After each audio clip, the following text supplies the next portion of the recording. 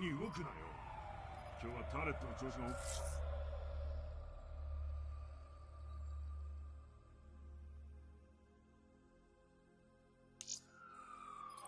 ビジネスだろうな。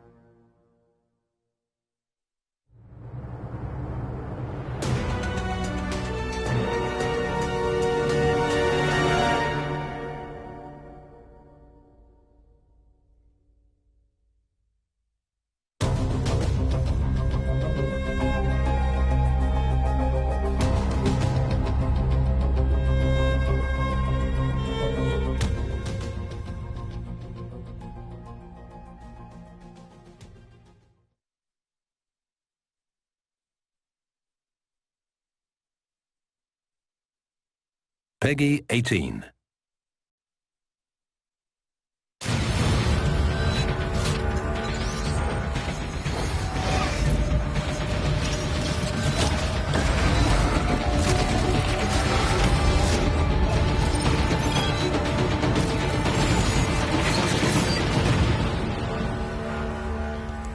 Good evening and welcome to the Call of Duty World League. And it is the evening. Sometimes I say good evening and it's like 4 PM, but actually... It is. It's the new Thursday show. Hello, how you doing? It's not too bad. It's 8 PM for us right now. For it you is. guys around the world, wherever you're watching from, it might not be the evening, of course.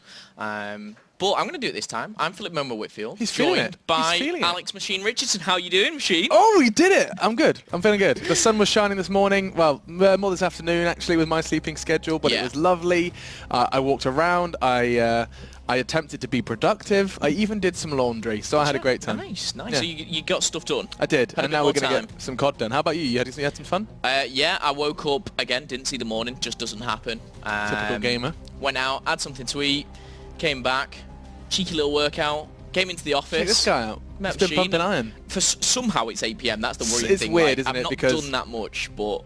We're gonna feel this like weird feeling when we finish our show in 2 games time. Be like, what time is it? Our bodies aren't sure, but you guys should be ready for a lot of Call of Duty. Of course, this is just the Thursday show. Tuesday and Wednesday has already gone down, and we're gonna go ahead and recap what happened yesterday, where we had some unbelievable upsets. This could blow your mind a little bit, but I mean, of course, following on from Millennium's performance versus Supremacy on Tuesday, we got to see them get pushed to their limits in the final game of the day, which really, really could have gone the way of the Spanish. 3-2 though in the favor of Millennium. Splice made it look easy. Hyper Games vs Supremacy was a very impressive performance again by Supremacy. 2 surprising results from them. Yeah. And then Infused LDLC 3-1. Infused falling. That is not right.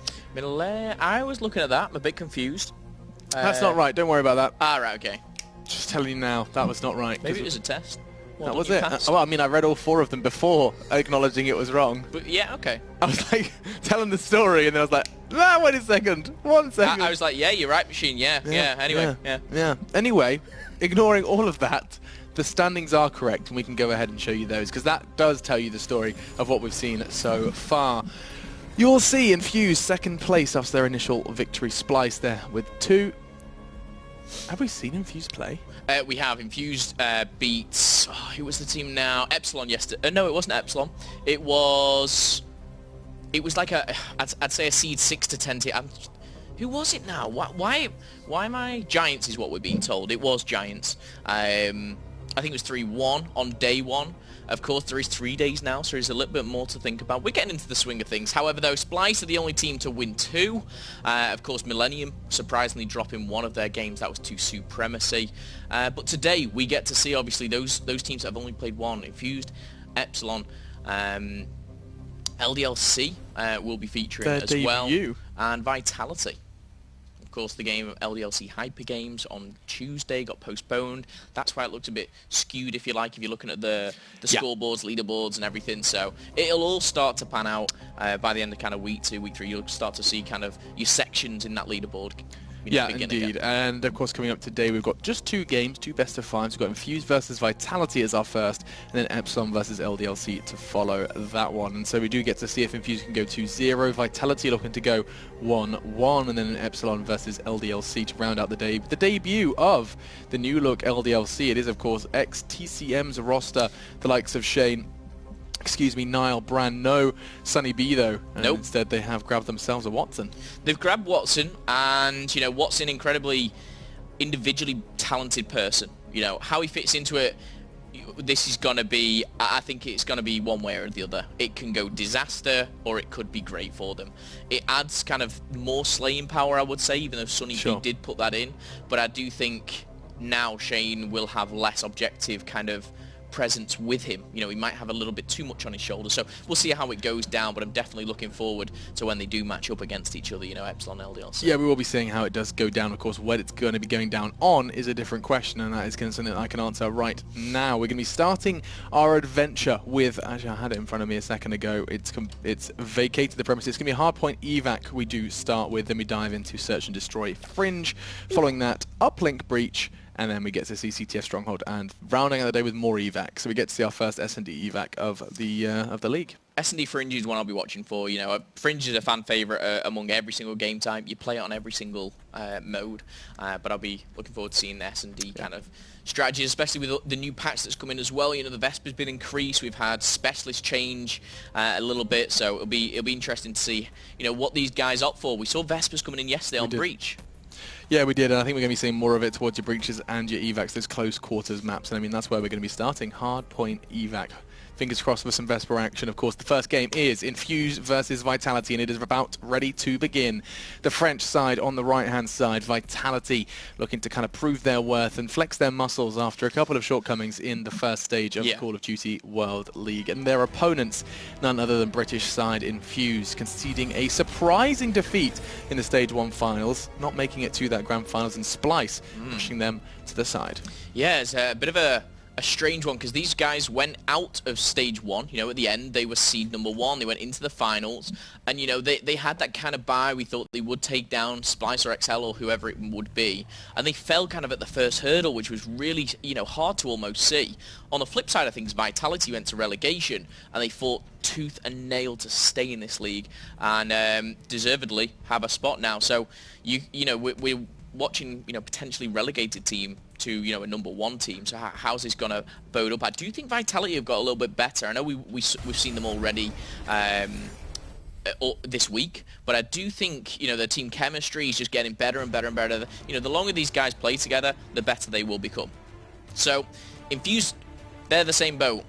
And Vitality, the two teams that have stuck to the organisation, stuck to the rosters. Yeah. Actually, only 3 teams have done that.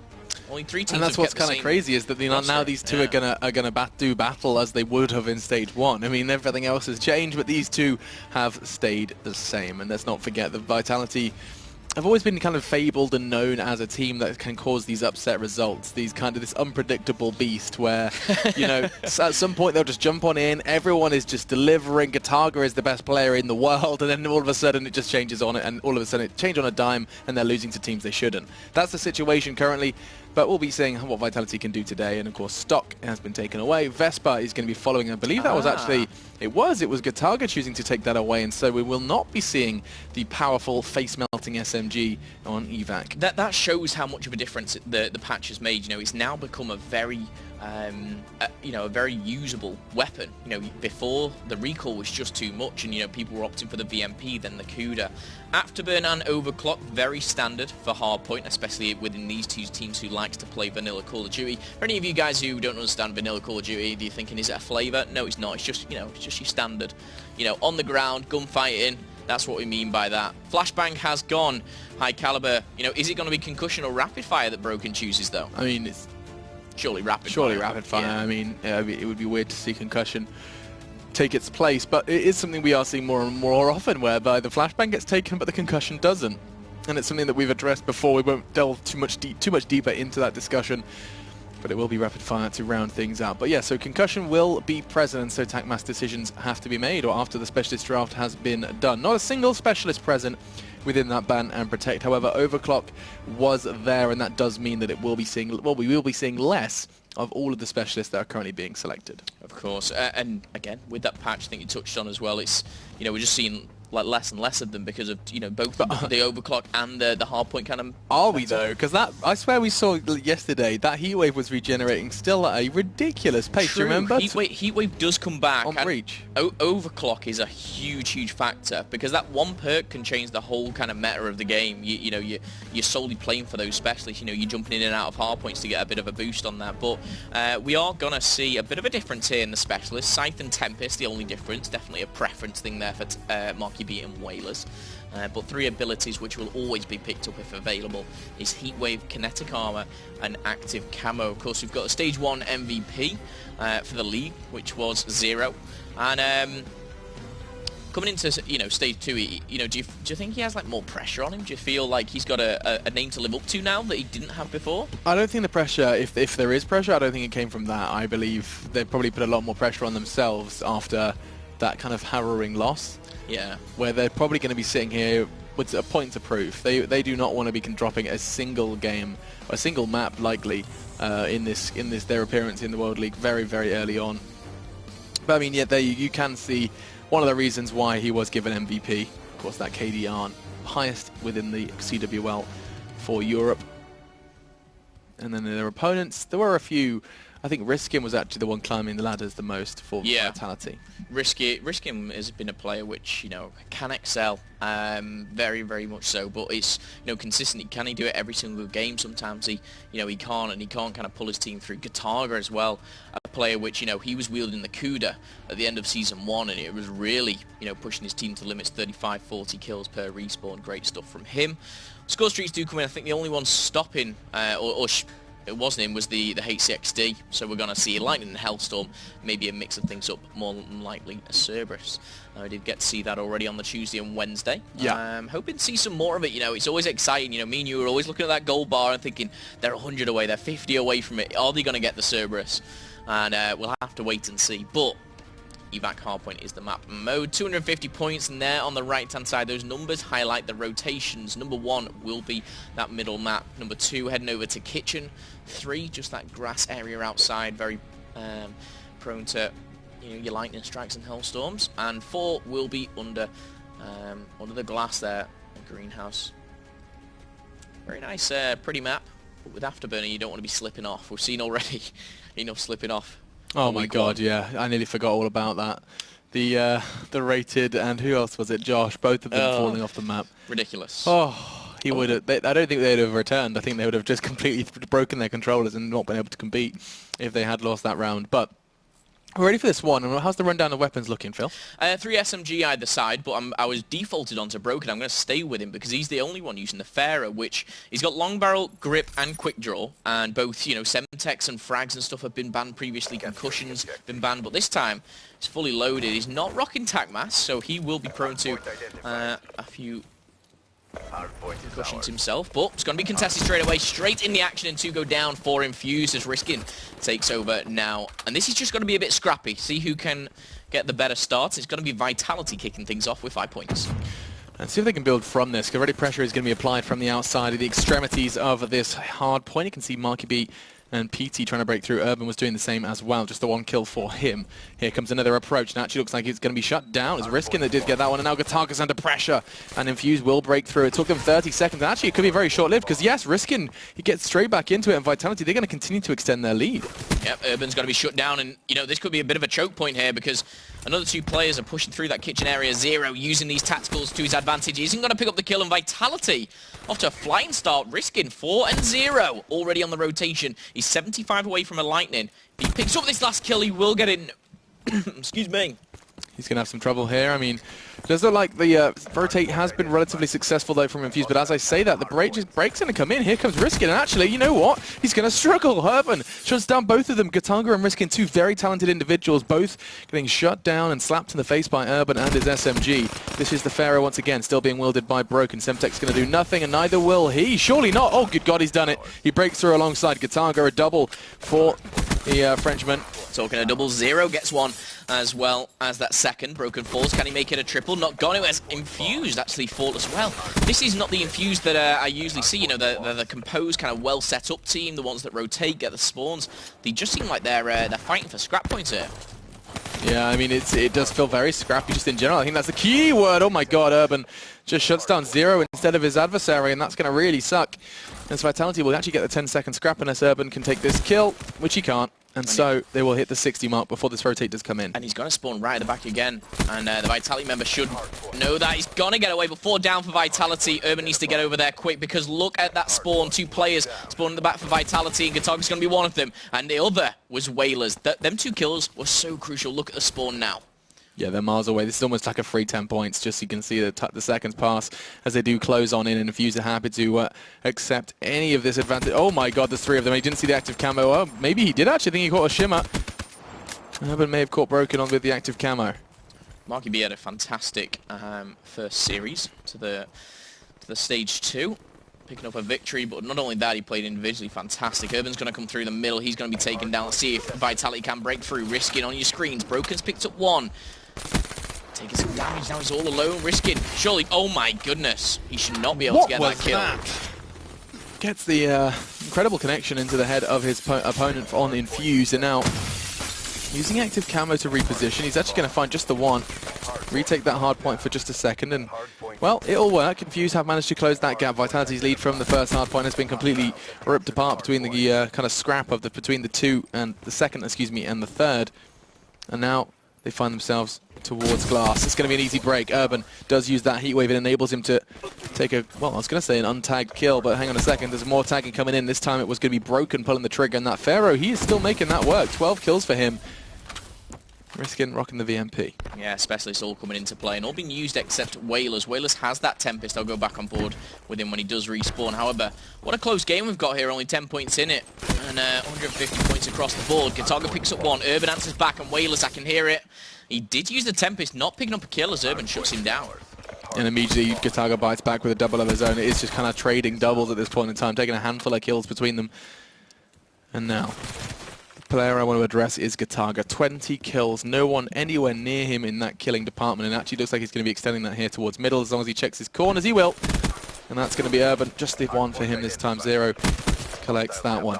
But there's always that trading presence, no matter what. As soon as Vitality try and get in, if your target doesn't succeed, Riskin will. That seems to be the little duo they've set up and established. Same can be said for Urban and Zero as they do just that in middle. Now Infused, just 6 points away from the 100-point mark. Vitality trailing by somewhat of a small margin. And actually, you know what? Marky's pulled out the scythe. Yeah, Marky has the scythe, and Urban taking down another teammate there, but he's got two of the enemy, so he'll make up for that in kind. 95 to 90, though. Very, very close game. Heatwave is available for Urban. Wallbang comes in, and he's got a few tags up. Doesn't get the kill, though. As Vitality answer back. That being Broken, 16 kills to his name. Gataga still the only player to breach 20. And the interesting thing, actually, he's got the most deaths and the most kills for his team. Those interactions just going higher and higher. Another two-piece for Broken. Camo release. He'll get the three-piece surely. There we go. Broken doing some damage and things. And you know what? Vitality for the second time have dominated that middle half point. 1 kill away from Cerberus. He's going to play for this. You can see the more passive style of play. Approach. He gets it. Can I shut down Urban? And now he has that Cerberus in his back pocket. He won't be pulling that one out just yet. This is not probably the best hard point for it. Expect to see that perhaps towards the next rotation. We'll see. Yeah, I would expect that. Broken's going to find one more. Here he is. He's still going. 8-kill streak for him. Briskin's on a 5 of his own. Gataga's just picked up one. He just seems to be all Vitality right now. And if you're a French Call of Duty fan, this is looking good for you. Let's go on board with Infuse. Let's see if they can break through. Urban's going to use that heatwave and not effective. Broken still holding strong in 20 seconds. You know, if they grab this and have the streaks of Broken, they can really go ahead on this next hard point. Yeah, I mean, they could run away with it. That 9-kill streak is going to finally be silenced by Infuse, but it comes in amidst a lot of Vitality fragging. You can see the 3-4 more for them. Infuse have got the rotate, though. They are going to be set up for this one. 4 flowers, but do you see that wall run? It is going to be Gataga trying to find his 25th kill, and I can almost guarantee it's going to be coming in. As he's going to... Oh, he's going to look like he's taking the long route. No, he will be working his way back around. There's no afterburner. He just couldn't risk it. He had to kind of take that little bit more time. Gataga gets right round the back, gets the spawns, and you know what? The score streaks were used, but they weren't picking up any kills. They were just so effective on their own. Look at those spawns. I mean, they're awful. They're going to be coming all the way from glass. Active camera is used. Gataga's having some problems, and Zero will get that. But immediately, like I was talking about, this risk in trade, these two work so well together, and now Infuse need to break through. This is ridiculous. 175. They've only just got to the 100 mark. EMPs need to be used as well. That Cerberus is going to be causing a lot of havoc, and Zero's just fallen off the map. Now is not the time for something like that. Another one bites the dust. Vitality could very well be finding 200 before Infuse find 150, and that's very, very impressive for the Frenchman. It's a scary for Infuse right now. Look at that Cerberus. It looks like it's been nullified. The EMPs are being chucked in, and Infuse now do get a couple of points back to back. How long is left on the hard point? And it's going to rotate straight away. Let's just bring that minimap up just for a second. I think Vitality are going to be the ones to get there first, but Infuse are just outslaying them just for this moment. Lightning Strike comes in, and only 50 points behind. Infuse have really got themselves back into this. However, Broken, can he do something damaging? I'm going back on board with him. He's got 28 kills now, alongside Gataga's 27. Fantastic stuff so far. Still has that Hellstorm available. No. 30 seconds. Oh, I like the angle from Broken. He could run away with that. No, he can't, because look at that. The power of the VMP is clear. 2 bursts from the Pharaoh just don't come soon enough. And now we're nice with Marky. One of the few players actually adopting the assault rifle role in this map. And Infused, if they were to take this next rotation, they've had trouble with middle twice now, Phil. Yeah. If it happens a third time, this is GG. It could very well be. Heatwave is available for Urban. Broken has the camo. And Whalers, of course, we know what he's wielding. That Tempest could be electrifying going into this middle one. Trades go down. Whalers and Broken pick up 2, and again, answered back by Zero and Riskin. And, you know, the trades come in, and for once, Infused, for a second half, control, and that was thanks to Zero. Not for long, though. It is literally just for a second, but then again, PT might actually be able to extend this. Now, look at Broken trying to break down. He's going to be coming through the staircase area. Zero's not ready for that. In fact, he's not ready for the front either. Riskin takes him down, and it all falls to PT. What can he do? He catches the player who was Broken using his active camo, but immediately, you better believe Riskin's there to trade. He's been so effective in entering back in towards these hills. Whalers a double with the M8, no less. And now Broken actually trying to push off the back of this concussion. We're wondering when we'd see the concussions come in, Phil. Yeah, and we've seen it right here. Not many Tapmas used as well, so interestingly enough, you know, it kind of slipped the net, and no one's really countered it. I would have thought people would have recognized that, and, you know, you could have had 8 stuns. Your team Target's just picked up 3, though, and that's going to be his 34th kill. I've got to go on board with him as Broken picks up the 4th now. And you said it, Machine, 200 has been breached just as Infused breached 150. And actually, Vitality have full control.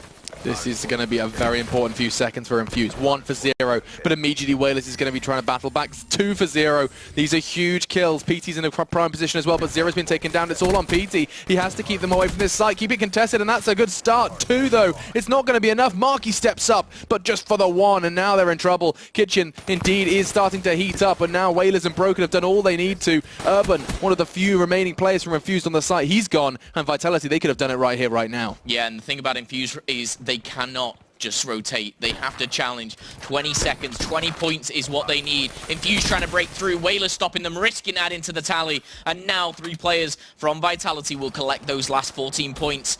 And it can be enough, Machine.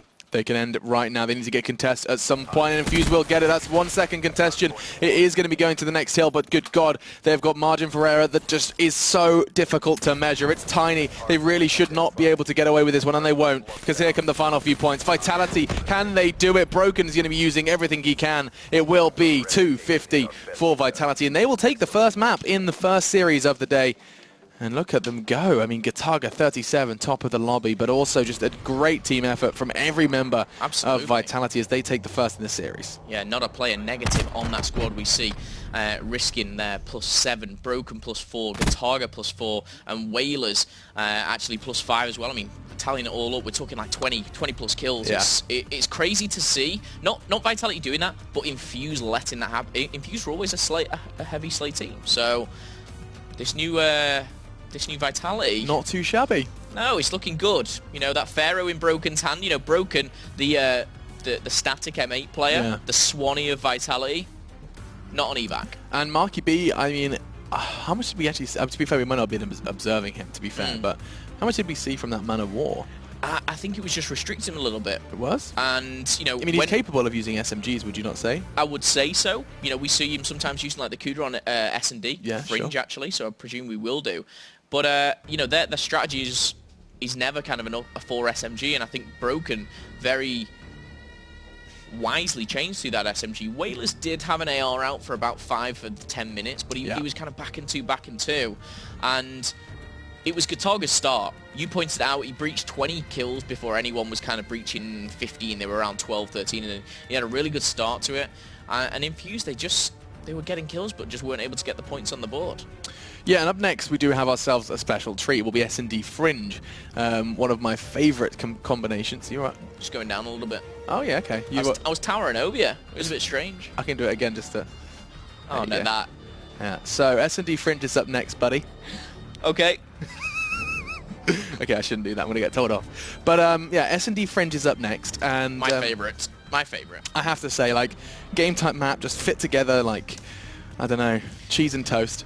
Cheese and toast is my favourite. Sometimes I call it cheese and toast. I call it, you know, eggy bread. I call that eggy bread. Do you? Yeah, as opposed to French toast. Greggy Ed. I think it's called French toast. Yeah, something like that. I just call it eggy bread. S&D though on Fringe. Who am I favouring? I don't know. I just... Honestly, I'm really happy to see Vitality in this kind of form. Yeah, I am. A really long time coming. I mean, yeah, that's one hard point. Let's see if they can carry it over. If we do see Vitality go 2-0 up, I mean, damn, this is the week of upsets. I mean, we could see them take the third at any point during the next 3. Millennium already lost one. This is what I'm thinking. I mean, Infuse, at the start of stage 1, they were 2-2. 2 wins, 2 losses. I Then remember, they went on like 11 win streak. Yeah. It wouldn't be. I mean, it would be a surprise, but these teams are not unbeatable. Oh, and I don't think we've ever outlined them as being unbeatable. They've always kind of shown that there is a chink in their armor. It's just a question of whether or not they can exploit that early, because that's the huge thing, right? Is you only play each team twice. Of course. A win against Millennium for Supremacy is incredible. They're thinking, I don't have to play them for another 5 weeks. Exactly, and then they have one more attempt at it. Should they beat them again, they've already got 2 wins that most people in the league will not have. Yeah. And the same could be said here. You have a very competent team like Vitality. However, they have sometimes had problems. They've lost to the likes of LDLC or old LDLC. They've lost to teams like Excel, like your Giants. Like they've conceded losses that you normally would expect them to win. Picking up a win now against Infuse would just be starting their second stage of the COD World League off right. Especially how it ended for Vitality, and it's obvious, it's me stating the obvious sometimes, but yes, they didn't make that top 6, and they were so close with the Giants and TCM battle, but wins like this in week 1, which you're not going to think about in week 9. You're not going to go, oh, I wish we'd beat Infuse, I wish we'd beat Millennium, or whatever it would be. But putting, 1 win on the board now, 5 weeks down the line is massive. Yeah. When you're thinking, oh, I'm neck and neck with, I don't know, it's Giants it's just how it works, LDLC. Right? Yeah. So every single win and every single map counts. Map count is crazy too. Interesting stat there.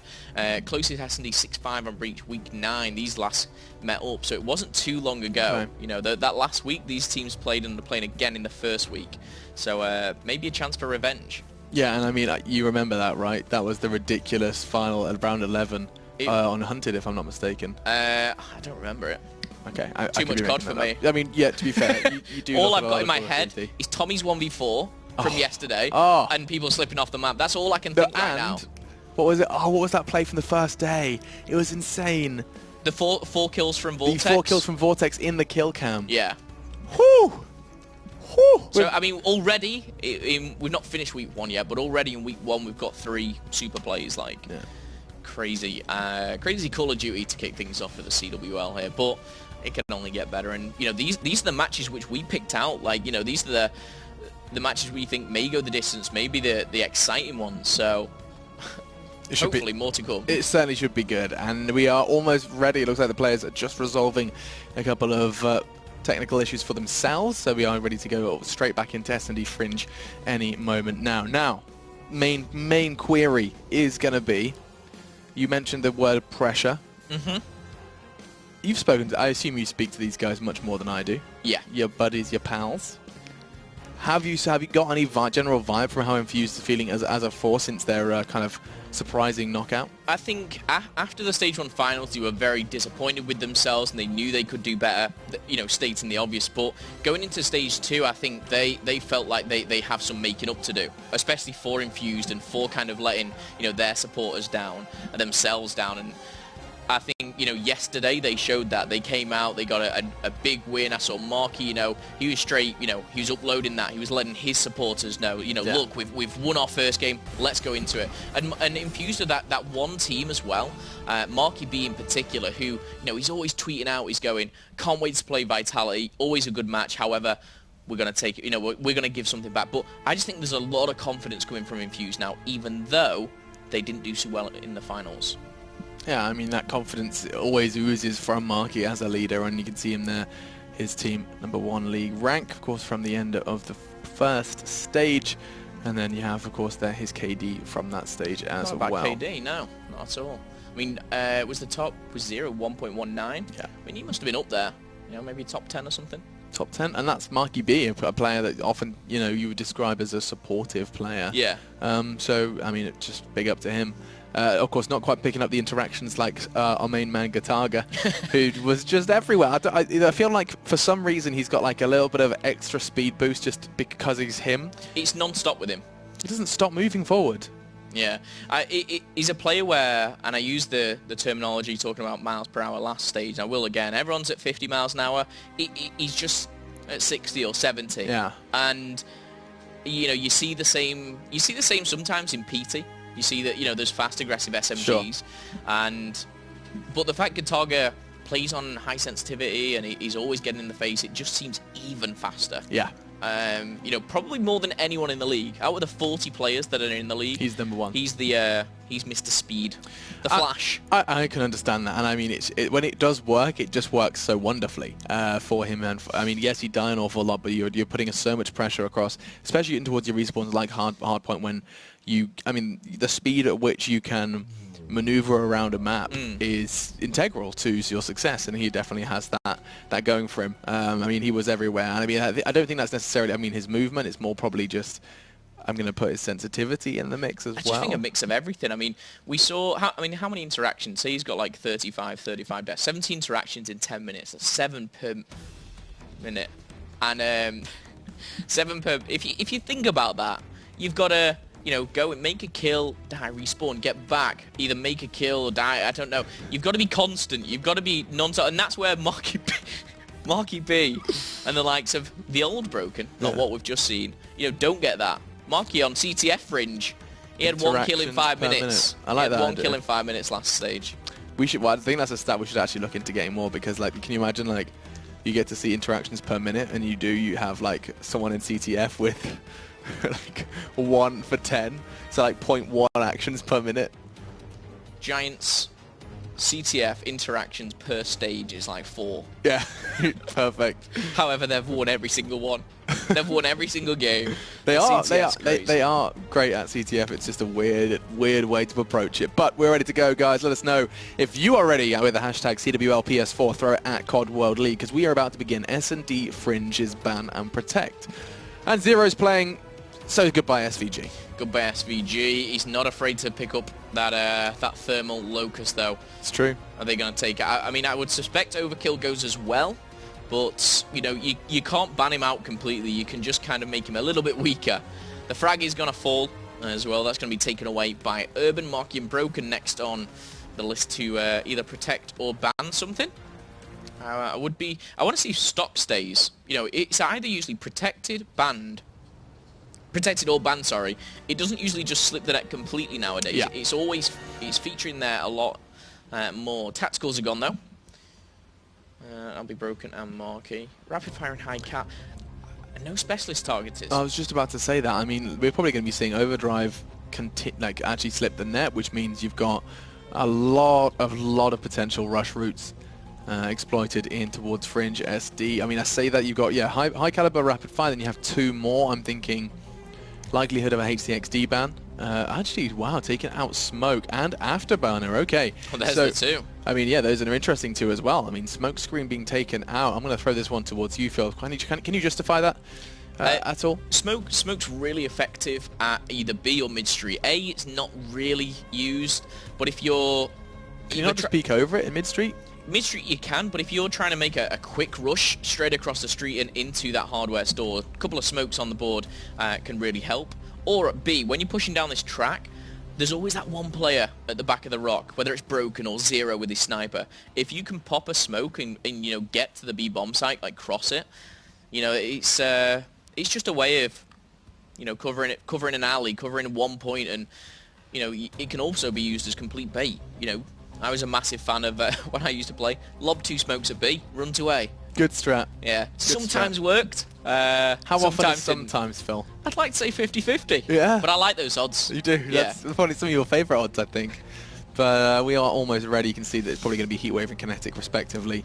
Yeah, there they go. Cool. So we are ready. It is going to be a mirror matchup between these 2 teams as they prepare themselves for their second map in the best of 5 series. What's interesting is Vitality did just secure the win on Hardpoint. Now a team that are notoriously quite powerful, quite potent on S&D. Going up against, well, I mean, weren't they statistically the best team in Search and Destroy? Statistically, yes. Especially to, I think, in Week 7, Week 8. I do question myself sometimes because I didn't see the final stats of Week 9. I was just so focused on Stage 1 finals, but I presume they were number 1 or 2 Infused. Vitality, on the other hand, definitely weren't up there on their S&D, so definitely a favourite going into this would be Infused. However, momentum going into this, Vitality have just shut out infused. It was a pretty, a stomp, if you like. 100 points. It was really, really nice to see. Absolutely, it was. We have, of course, just 40 seconds while they do finish off their classes. And actually, you know what? You can kind of speculate a little bit because it's going to be a complete free-for-all. It's kind of enjoyable to know that there is absolutely no weapon bans and you can choose whatever you want. It does, however, usually mean people are going to be falling into, well, 2 different options. I'm looking at you, M8, perhaps Man of War, and then VMP. I feel like that's... Marky rocking his Cuda again. How weird is that, Marky, in Overdrive? I just don't get it. Tommy rocks the Cuda and rocks it well. No, I mean, I just think, when Marky, Marky's, Marky, just Overdrive. He's rivaling Gataga. It's like, I like it. I like the fact he switches things up, but I would think PT takes that, but then PT can... Let's see what he can do. Leave Marky with his Overdrive. I mean, you know what? On this very map, he's actually gone for some crazy rushes in the past. Yeah, like just straight map, straight up mid street. Yeah. With no smoke. No, straight up mid street, mate. Past hardware, takes a hard left, and actually comes behind them. We'll be finding out if he can deliver in that context again. I'm expecting to see some Locust plays, and we're expecting that is not what's coming down. It is going to be Fringe Search and Destroy that is going to be coming up next. So, well, if you're a fan of Infection, that's Infection, Yeah. But Fringe, it's such a good map. My favourite map. If a vote was put out there, I would guarantee that the fans would agree with me. I would guarantee it. Do you agree with me? I mean, it's very, very, very kind of, it's standard COD, isn't it? That style of that map design. It means that we can, Gataga has been disconnected. We have a player down. We have a player down. Man down, repeat. Gataga has left the building. I hope he's okay. I'm sure he's fine. I'm worried about him. Yeah? I mean, all those interactions, it could have got to him. I'm going to tell you what he's doing right now. He's gone, oh, no. Mom, plug the internet back in. No, I reckon he is, like, it's such a lovely day, right? And he's just won, so he's feeling good. He's got a smile on his face. Yeah. And he's opened the window, what he did, right? He opened the window. And with that window open, the sun was shining on his face. He was like, God, I really, really want a cornetto. Like, he was like, I really want a nice cone of ice cream. Okay. And so he had that realization as he was loading into Fringe. I've had that a few times, actually. Yeah, and he was just like, right, I really need an ice cream right now. And so what he's done is he's accidentally started the game when actually he needed to go and get a cornetto. So that's where he's just popped down the shop in France somewhere with his Red Bull cap on. Backwards, of course. Doesn't want to get a sunburnt neck. You like a backwards cap. And he's off to go and get himself a cornetto. What flavour? What, do they come in flavours? Yeah. I don't know. Yeah. Strawberry. Yeah. Is that one? Yeah. It's the one that I just... You're a strawberry cornetto kind of guy? I'm just a strawberry kind of guy, just in general. Yeah, whether it's what have I done? whether it's There we go. What did you alright? It was like hooked on my foot. You got a cornetto down there as well? There's only one cornetto. All over the spot. Yeah, I can't do this. No, I don't know. Did you ever have that time? I kind of... What time? When you were like, the internet went in a really, really important kind of game. Dude, no, I had... And you're like, Dad! Mom! What's happened? Nah, I had it even worse. I had it so the internet would disconnect if the phone rang. Oh, yeah. And it was the worst. Like, if I'm sitting there and I'm like in an intense gaming session, right? Yeah. And like, I'm in a clutch scenario, right? And then, like, the phone rings and I just have to, I have to just basically shout at my parents, like, don't answer the phone. But while I'm gaming, like, don't do it. No, Mum, don't do it. But it could be Nan, it's a bird. No! Yeah, and then it causes arguments. It does. Yeah. Fortunately, internet has got slightly better as of late. Yeah, it's, it has the ability to do both at once. Yeah. Multitasking. I think it's because I didn't have any DSL switches. If that's a thing. Yeah, don't know what that is. It's like a little box. Oh, nice. Google it. Yeah. I was just, we'll go with that. I've just jumped on board with the hashtag CWLPS, but whilst we have the time, see what people are saying. Kerry says, if Zero and Marky go big, 6-4 for Infused on the S&D. Okay. We've just got something in French. Actually, he's replying to Carnage. He says, the number 1, A, and then 0, Horvey. Something about maybe Vitality and 0. I don't know. Well, I don't know what it means. 4. For Vitality? And V means for you. Scrolling down, here comes the strength of Team Vitality. Hashtag V for victory. Of course, Vitality's little hashtag of their own. But we're back into the game. We'll, of course, get back on board with that hashtag CWL PS4. Do get involved. Let's go. Tell us your thoughts. Tell us what you're thinking. You know, tell us who's going to win this S&D. Simple as that. Yeah, man, hit us up. Thanks, Kerry, already for getting in contact with us. But now we're ready. It is going to be Vitality versus Infused on the yellow side. The French Vitality looking to try and make it 2-0 in this series, and they do look to start with what looks to be a bit of a heavy mid push. Good God, yeah, 3 of them straight into hardware. Who is that? It's going to be Gatago. He's getting heavily beaten up, and he's not gone down. Finally, Marky puts the final bullet into him, but traded by Riskin Zelkar. Yeah. Clever trade there by Vitality. You, man, Riskin is the trading god. He's always there for that trade kill. Maybe he just baits his teammates. Or he's really good at trading. I had one of those teammates once. PT. However, 3v3. I say that as PT does for Whalers with that M8 kill. Riskin still has the bomb, not opting to plant it with 50 seconds. He's just going to extend his points with this 50. If he gets the bomb down, he'll be 100 away from a HCXD. Actually, he could get this in this round alone. I mean, there's 2 left, Zero and Urban.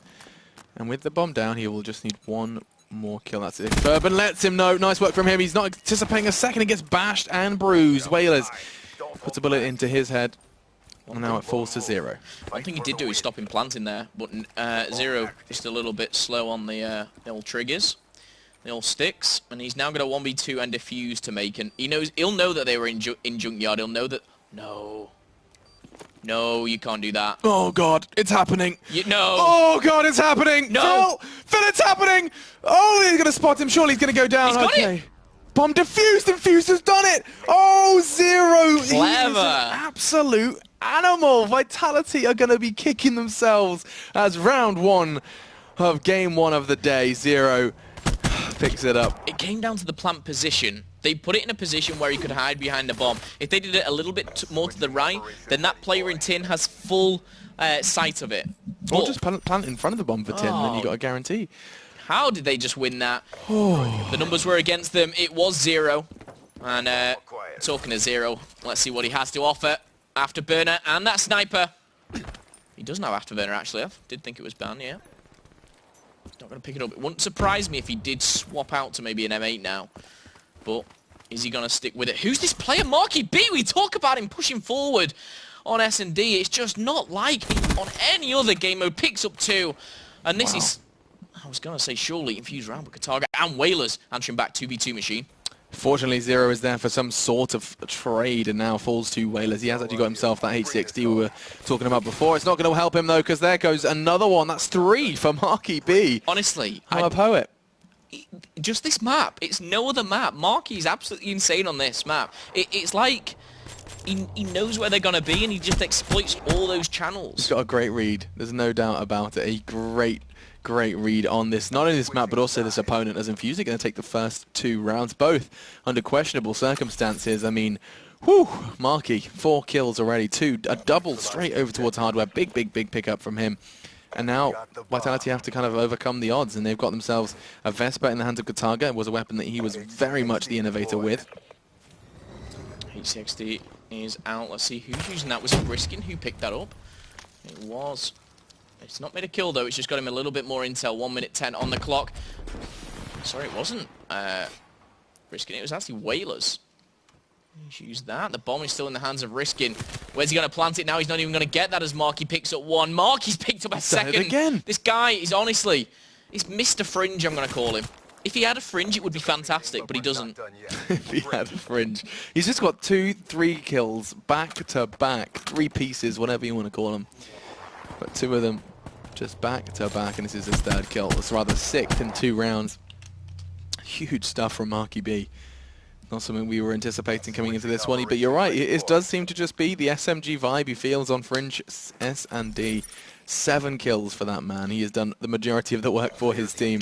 I was going to say, do we watch Marky or Zero? Overdrive? Let's just see Zero for a second. Spotted it! Not going to tag him up. Where's Marky? Okay, completely different style of play here as he's got his HC car. Zero, you're still sniping? You are! Oh, and that's the difference between the SVG and the Locust. Hit marker comes in for Zero. Of course, Overkill did slip the net, so he has got that available. Monkey B, though, taking a slower approach, teaming up with PT to take down that top player in Red Barn. And look at this, Infused. The disciplined, clinical search and destroy team.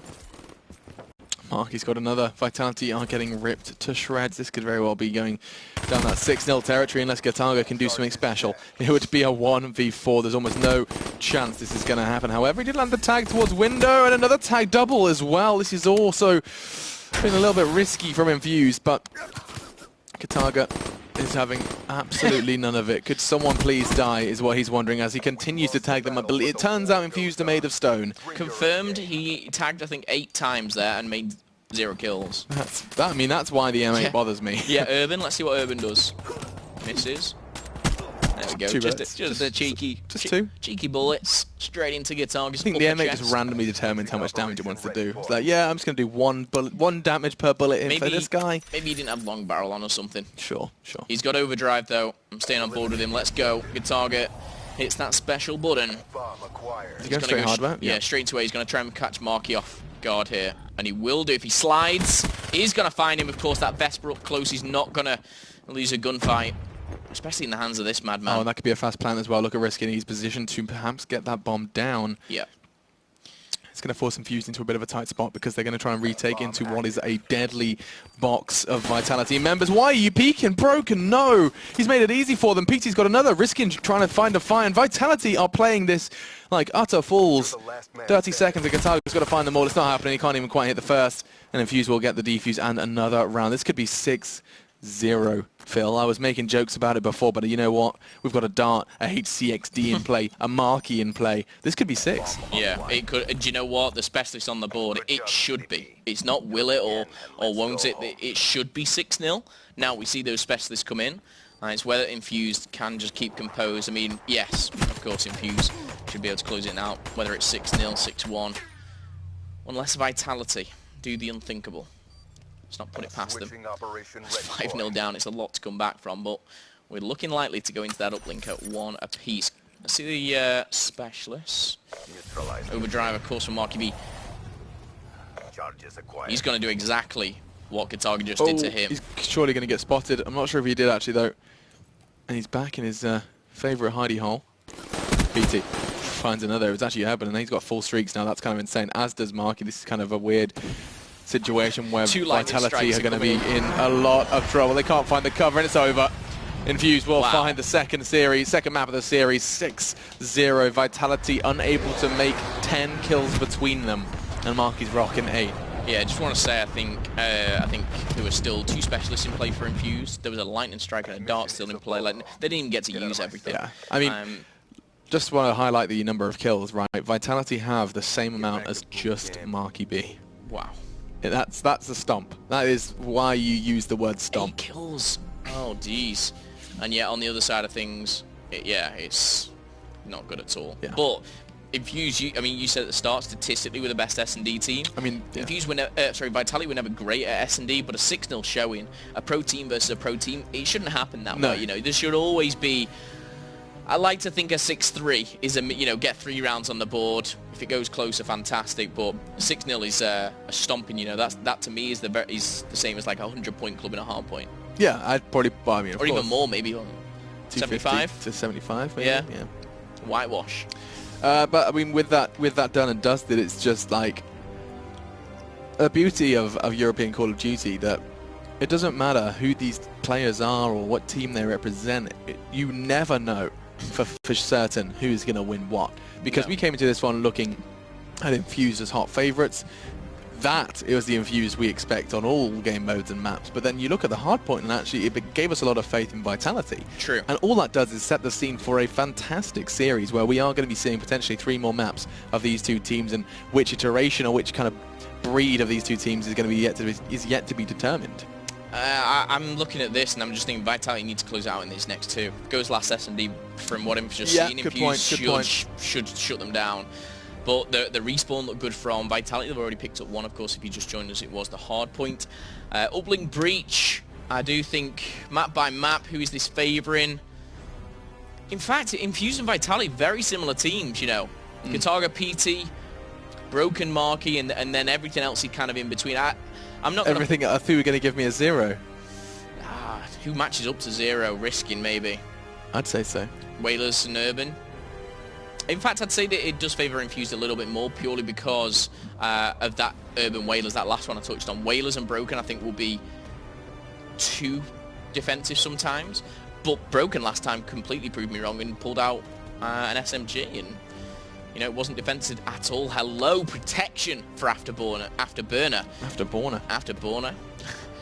That's going to be coming in from PT. And Overclock taken away there by the French. Broken not allowing that to come in or slip the net. So, Urban and Gataga, what are you thinking?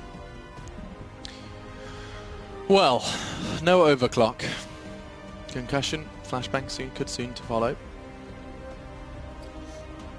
And then you look further down the line. Whoa, this is getting interesting. Do you know what? I like it though, because yes, I know they won the first hardpoint, but I still go into this thing and Infuse should win. So doing something different, forcing them to change is good. You know, that might... Now they've got Afterburner protected. Flashbang's protected is going to force them to use Tap Mask. That's going to take up more perks. They've got to now use... No Blast Suppressor. Well... Perk 3 Greed. Yeah, they have to use Perk 3 Greed and Blast Suppressor. So, like, their weapons are going to change. It just changes the whole game. High Caliber and Rapid Fire, though, should come in at the end. Interesting. No overdrive though this time, so we're not going to be seeing any of that Marky or Gataga nonsense. Instead, though, we are ready for the draft and see what does remain. Broken takes his active camo again. PT again on the kinetic armor. Urban Rock and Heatwave again. Does look like we're going to be seeing a lot of similarities coming in towards Uplink. Infused literally never changed their specialist setup. PT Kinetic, Urban Heatwave, Marky Scythe, Zero Camo. And I mean, sometimes with Vitality it can differ. Obviously with Broken and the Scythe sometimes. Broken again. When was the last time you saw him pick up a camo? I think Vitality's taken the leaf out of Millennium's book. You know how Swanee said, you know, I'm going more aggressive? Broken's said, you know, it's working for him. I'm going to do the same. Or maybe they just don't see the advantage of a weapon on Uplink. I mean, well, of course they have to take one in this instance. I mean, the only discussion point I would breach here is that Vision Pulse was available. Yeah, true. And actually, we saw Vision Pulse being used in Uplink and it working quite well just yesterday, if not Tuesday. Which, I mean, it's a bit debatable, of course. You know, you see that some people kind of struggle to make Vision Pulse work, but when you have like a potential 1-point play, or you use Vision Pulse, you can confirm it's available for 2. You know, these are the questions that you can answer with the use of that specialist. Very true, very true. But Marky B doesn't have his overdrive this time, like he did in Search and Destroy. So overdrive has been benched, banned, should I say? Put on the bench. Flashbang though is going to be protected. So the thing is now, does your whole team put on 2 flashbangs, or do you just say, you know what, it's protected, I'm using Tap Mask, you know, they can use as many flashes as they want, it's not going to affect us. It's a bit of a toss-up, you've got to kind of choose. You know, 1 flashbang is one choice, but to use Perk Read and Tap Mask, it's using 2 of your 10 slots there, making a class. Urban's ready though, as is Whalers on the flip side of things, as the guys get those green ticks. We'll be going into the game shortly.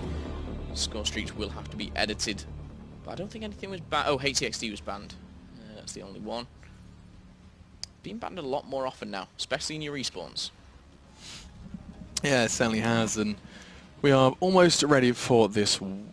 I'm just intrigued to see what Vitality can bring into the fray after a spectacular performance on Hardpoint, completely dominating the opening hill twice. I mean, the central hill on Breach, on Evac. Now we move into Breach, though. Breach is the map, and Uplink is the game mode machine yesterday. He said it was his favourite, it's the best to watch. I mean, to me, it's the most entertaining. Those buzzer beaters, those 1-point plays, it's fantastic to see. Especially on Breach, there's just more and more coming in every single time. There's you know, at the end of stage 1, I was discovering like wall runs that I didn't know still, and I like to then try and implement them. It doesn't usually go too well. You're not a parkour master? No, I mean, I put Afterburner on. I put all my. I even take off a primary, you know, make it a bit lighter on my back. Yeah, all right, mate. All right, mate. But we'll be seeing some good routes hopefully adopted here. I mean, you've got some movers and shakers on either side. Gataga, Zero, both capable. Actually, I did just see 3 ARs. 3 ARs. Looks like And 2. two. Okay. So 3 ARs for Infused, 2 for Vitality alongside Gataga's Fest. But let's stay on board with him just to start things off to see how he's going to be approaching this opening drone. I reckon low wall run through the middle. I reckon straight into the central building. The central cube. Oh, what's going on? What's that? He's gone for it. Oh, he's not picked up the drone, though. He's waiting for that kill. If someone challenges him, they're dead meat. And hello, there you go. No, PT, my prediction's completely wrong for the start of this game. PT now can push this greenhouse. He won't need to pass to Marky as I'm going to go on board with Marky because this should be a secure 2 unless, no, Marky's being flashed. PT can go for the 2-point play. Not going to happen. Will it bounce in? Had to just stay on board with one of them. And somehow, Vitality get away with that. PT got greedy there. I mean, that was a free 1-pointer. As soon as Marky died, he should very much have just gone for that 1 point. Instead, though, he thought he could maybe survive. Maybe the Vitality aim would have been a bit wobbly and he could have got away with 2, but the hero play wasn't necessary. Start of the game, get those points rolling in, and a 1-pointer would have been an easy one to acquire. It's a little bit too tough there, but 1-point play comes in for Whalers. Gataga is very dangerous. He'll be very happy, you know, with this Vesper buff, and I think it will change the Vitality mentality. I think they'll do very well with this. But Marky B now 3-1, but he has this drone. Low wall run's gonna come in from him. 2 kills, 0 on PT. Tally things up, and Marky again should be able to make a 1-point play if he has the support of his teammates.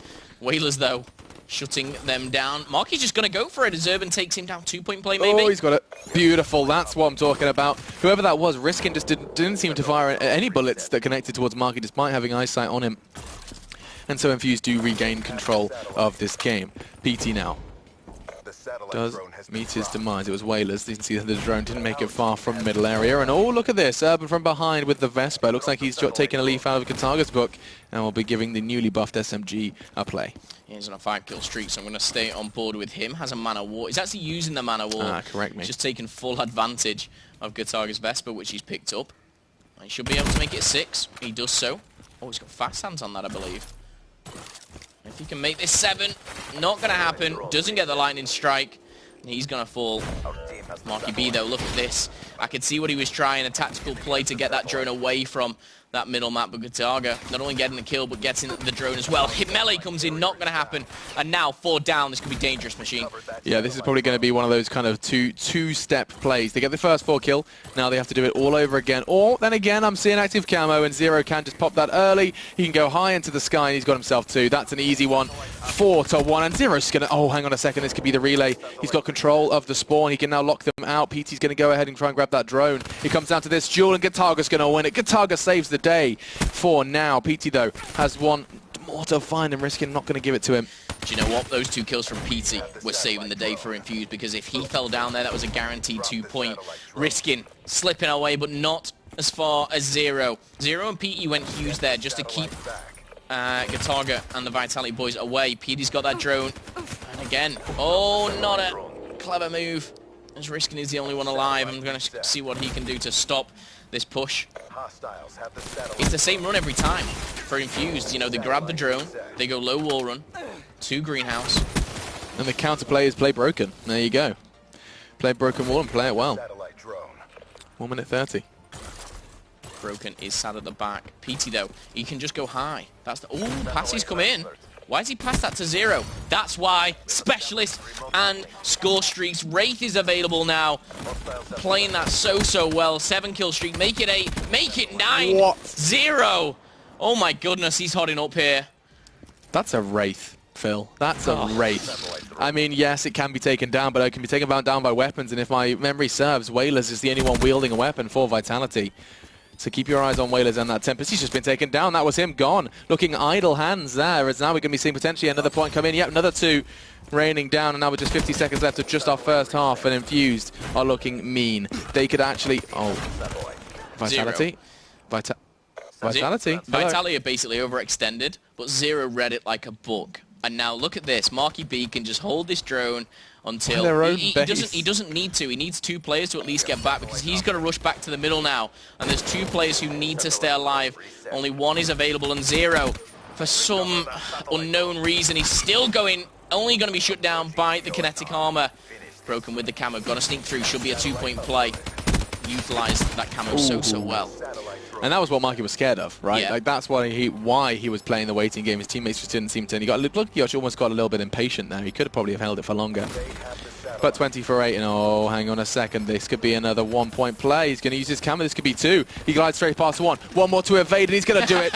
11 points for Infused, and this is why I love Uplink. And that's why I love Zero. Like, the guy can go off at any time. Risking finishes with a 3-piece, yet he suffers the 2-pointer. Like, that says it all sometimes, how these specialists are so effective. But Zero has single-handedly held that whole middle kind of area, shut Vitality down in Palace and on the flank, and just let everyone else do everything. Zero, though, that raid's going to change the game, and Vitality for me... Will it, though? Look at The only thing is the Tempest can take it down very quickly. We saw it yesterday in the North American Call of Duty. But we'll have to see if he does. You know, if he pulls the Tempest out now, and that's what he might be waiting for, you know. If Fuse are that clever, they'll be thinking the only thing they have to take it down is the Tempest. So as soon as he's used it, we'll then pull the Wraith in. Now, Marky.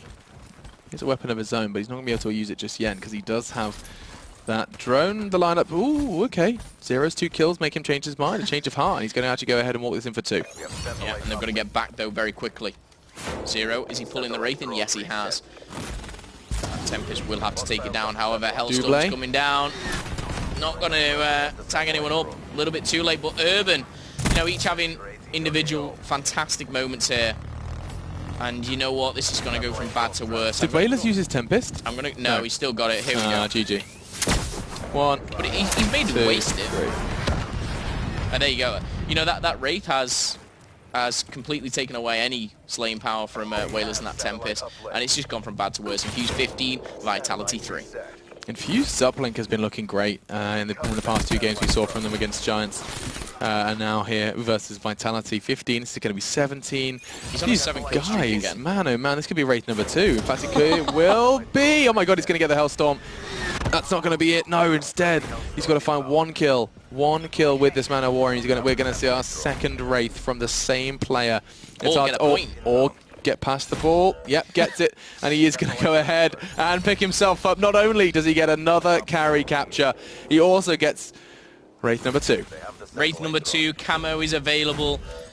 Oh, dude. Zero's just having a great time right now, isn't he? We could be having a record here, Phil. Oh god, there's a Wraith kill coming in as well. There's a Cerberus walking around. Vitality, they're probably dropping their controllers, putting their head in their hands. And oh good god, it's only going to get worse. 21-3. The French side looks lost here on Breach. I don't know what to say right now. Everything is going in favor of Infused. Wraith, Cerberuses. Who actually had the Cerberus? I'd be interested to know. It's not made a kill. I know it's on the side of Infused. But it needs to do something for us to just find out who that is. We obviously know it's not Zero. More than likely was Urban looking at 21 and 12, and it's now 22 and 3. It's hard almost to cast it with a machine. It's brilliant. I mean, it's brilliant just from a spectator's point of view because you get to admire. Yeah. You get to just admire how this team is maneuvering around this map, and I mean now we're going to be seeing nearly 30 for Zero. Urban's running around now with a coup. They're going to be taking that low wall run. He's going to pick up the drone again. That Wraith is still in play, need I remind you. And Cerberus has been useless, right? It's gone, yeah. Cerberus has done literally nothing, but they didn't need it to. Peter's going to pop it in for 24, and this is going to be a record for Stage 2. And jeez, this is getting out of hand. It's not over yet, mate. What's the highest number we've seen? 36 and 1, I think. 36, yeah, you're right. Zero's trying to make it complicated for me as well. Every time I see him with a drone, I jump on board with him. He just passes it to someone else. PD pops it in there, and I'll be interested to see these stats after this. Oh, no, we're not going to see it again. Petey's got a Hellstorm now. He's going to let that go. Lightning Strikes is still available. And you know what, he's going to... Oh, unlucky there for Petey. Risking just... I don't even know what they're trying to do. 3 kills do come in for them. I mean, when you're at this situation, you just have to kind of accept it's over, right? Like, yeah. Vitality, what do? I mean, they want to soften the blow. They want to keep that drone, maybe just kind of practice their one-point lineups, and that looks like a good one from Broken. Bounces in. Yeah, nice work from him. He's just been heat waved, and you know your camo Broken, that isn't going to help you. Urban's just gonna give you the old hit on the head. The old, good old, the classic hit It's on like the head. the thing at the fairground. Donk on the head with a hammer. That thing on the fairground when they hit you with a hammer. You've been going to the weird fairgrounds, mate. Oh, it just never goes to the amusement park. It's just Yeah. hammer and you hit all the moles. Oh, whack-a-mole. That's it. Yeah. Thought you just got abused by people with hammers. Yeah. No, I mean, not real hammers. Unless you're feeling that kind of 30 way. seconds, though. BT. 26 and 4. Go on, 0. Just do... He's going to make it 27, surely. No, it should be 28. Urban's going to add to that tally. What a way to pad out your stats for a 0. 31 and 13. I've seen a 6 kill streak, a 7. I've seen a 9. I've seen 2 wraiths. What more can you say? Well, you can say GG, because Infused are going to make it a very big capital W for Map 3. Uplink goes the way of the Brits. Infused 28, Vitality just 4 here on Breach Uplink. And We were getting so excited, man, about their hard point. You know about this new Vitality? We were. I mean, that's something you can predict, right? Like, that's unbelievable. 6 carry captures for 0. He's got 13 points from 0. 4 for Urban, and 6 for Marky and Peter. Over 2 KD for 0. Yeah. He's going to be at the top of those leaderboards again. Yep, he's done it again, and he's done it versus Vitality. Broken, finishing double negative. I mean, all of them really, really kind of poor showing. Whaler's actually the only one kind of hanging in there, 22 and 25. But I think it was almost just. Yeah. I think it was just almost unnecessary kills. The only thing to kind of sum up that was it was an Infused stomping, and we're going to go into the CTF, which I said, you know. Do you remember the map though? CTF on Stronghold. Oh, is it Stronghold? Yeah. One of the maps that can be a bit iffy. counter-cappy. It can mean that basically teams sit still for a very long period of time. Sometimes it can't. Sometimes you have these amazing counter runs where you have someone going through bunker while someone's running out towards the rocks, and you have these 2 flags and you have this stalemate. That's great, and that could very well happen. But you know, occasionally the Europeans take it a different way. What's that? Uplink top 3 results there from stage 1. Vitality 38-1 pulls. Infused 23-8 against pulls. It's funny that Vitality were the ones that yeah. But Infused have put another stellar performance in there. You know, they suffered 8 against Pulse, but you know, Vitality couldn't even muster that. Infused though looking really good. It just seems to be the stage 2 thing to basically lose the hard point. Millennium just got shut down on the hard point. Infused now today. Who was the other team yesterday? They just got kind of stomped on the hard point when they shouldn't, or we didn't expect. Splice. In fact, it was Millennium twice. Both games are played. I know they won one of them eventually, but they lost both their hard points. It was like, what's going on here? They shouldn't be doing this. Hard point's taken a turn. Hard point has taken a shift ever since that specialist nerf. Maybe, just maybe. I don't know. We are waiting just on one of the players. I believe it's broken. Where's he gone? We'll get him back. It's broken. Terrible. It there. Yeah. Because it's his name, but also his name is relevant because it could have. You know when you say, "Did you see what I did there?" and I say, "Yeah," it means you don't have to explain it. Oh right. Oh, what? So you don't need me to tell you everything about why it's funny. Yeah. Okay. Hashtag. Just checking the hashtag CWL PS4. Oh yeah. And looks like a lot of people are loving Infuse right now. Loving Infuse. Absolutely loving Infuse, loving the way they're playing, loving Zero. I mean, it's hard not to love a scoreline like that. Insane. Don't get to see that one on a day-to-day basis, I'll tell you that right now. But... Big but. Up next. Big but. Cannot lie. CTF Stronghold is coming up next. He's uncontrollable, this guy. What? That was good. Leave me alone. Be nice to me. Always. But CTF Stronghold is next, and of course that does lead to the discussion that is, hey Phil, how's that fence doing? Chopped it up. You did? Because you're bin. gonna tell me who's gonna win CTF. Of course I am. Yeah, who's that? Infused or Vitality. Okay, let's try that again. Hey Phil, how's that fence doing? Chopped it up, broken, put it away. Broken? Like yeah. The French COD player. See what I did there? I'm sorry, that was so horrible. That was so horrible. I mean, there's only one team that I can pick from what I've just seen. There's no way I can back Vitality going into this from what I've just seen. I apologise. Nah. See what I just did there? I'm not a Muppet. Sorry what I did there. Muppet voice. Jeez. Hash TWL PS4 has Phil gone too far. Has Phil? I think I stepped over a line. You've like our friendship was this, and now you've just It's broken. yeah. See what I did there?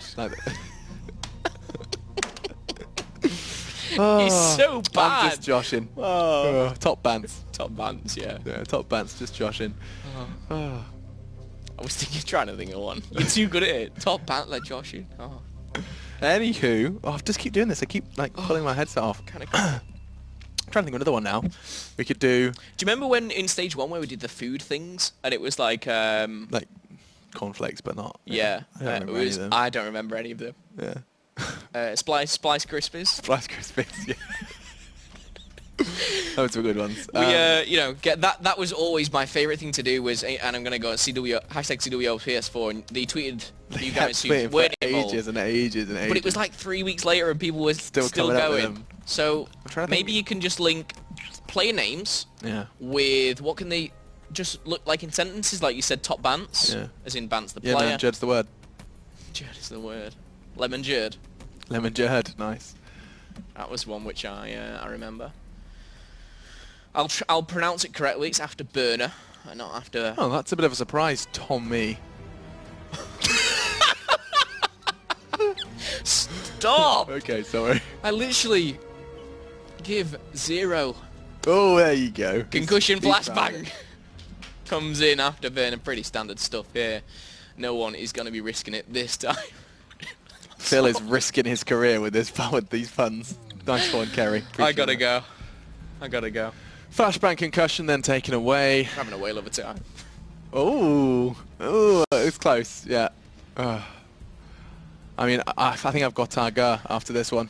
That's what I just said. Did you actually just do that? I've got to go. Oh, sorry, I was looking at the tweet from Kerry. What's Kerry said? He said Phil's risking his career with these puns. Oh, It's good, right? damn, I like that. But yeah. That's the thing, we've just used... The only one we've not is Urban and Petey, right? I think Urban's a tough one. Urban's a tough one because it's an actual word. P. But P Diddy. Nope, nothing. Either way, we've got ourselves I've been Overdrive. going to the gym recently. I need a PT, man. You know what? Nah, I'm not happy with that. Kerry was right. I've just risked my career. Yeah, that was It's over. awful. That was bad. But I just want to kind of recap what we have seen taken away. So double perk 1, see you later, Afterburner and Overclock. 2 specialists, so your Overdrive and Active Camo gone. It means the pool for Capture the Flag will be slightly more slim. Smokes are available though, and we do see the power of smokes, especially on this map in particular. It does enable that flag grab to be a little easier to handle. Trying to think specialist-wise, I mean, you're going to be seeing guaranteed kinetic armor, guaranteed heat wave, and then your 2 follow-ons are going to be probably most likely be weapons. In fact, you can see Riskin and Marky already standing in line for the weapon of choice. Riskin pulling out the Annihilator, actually. Maybe a Vision Pulse for CTF, Phil? Yeah, no. Why not? Because it just came up and they, Oh, they weren't using as I looked at you. Yeah. I was like, wow, he's got some foresight there. Nope. Impressive. As always, if you stay in the same bar 0, he's gone for the Tempest. He's going to be trying rivaling that Whalers. Tempests just seem to get better and better. Since the start of Black Ops 3, it just seems to be getting more accurate, more kind of link kills, and just used better by these players. Obviously, we saw Whalers taking down one of Zero's sites last time. But Overclock taken away, Overdrive taken away, Afterburner take away, that all says slower, slower, slower to me. I apologise if you can hear me hitting the desk there, I don't know why. But Concussion and Flashbang, everything else standard. You know, it's now going to be the better team's going to win this. Wow, really? The better team is going to win. Sorry, the worst team, the worser team. The worser team is going to win this. The least worst team. The not better of the not worser team are going to lose this. Right. I thought you were doing that standard thing like in like football interviews, so they go, well, you know, we went out and played our game, put the ball in the goal, and Yeah, we won. So how was your key to victory? Scored more goals than them. Yeah. Stopped them from scoring and scored some goals, and that's kind of what we got up to. Thank you very much for that. Goodbye. But yeah, we are almost ready for... I mean, it could be a last map. It could be. Millennium hold the lead. Millennium, really. Infused hold the lead. 2-1. Vitality picking up the early win on Hardpoint now. There are 2 in a row. Consecutive for Infused. Can they make it 3?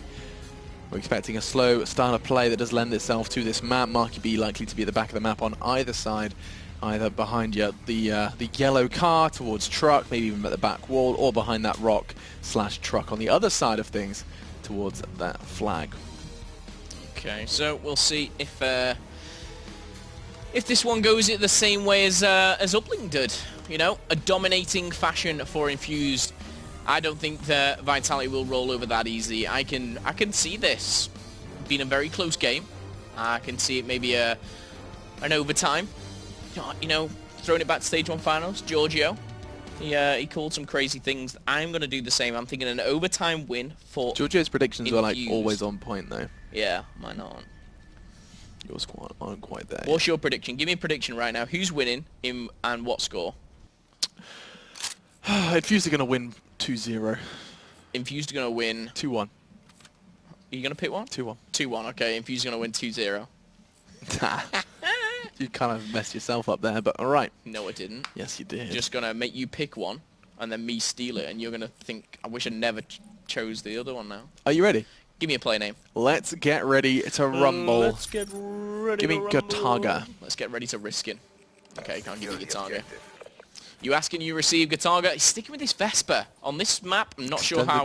long barrel I mean, he's going to be playing Mansion, right? He's going to be trying to find those close quarters encounters. And, I mean, at this point in time, he's going to find one at least. Backwards turn, but Broken's already done half the hard work with that VMP now. Literally not stops. This is what I mean. Here he is. He takes a breath. Oh, that wasn't pretty.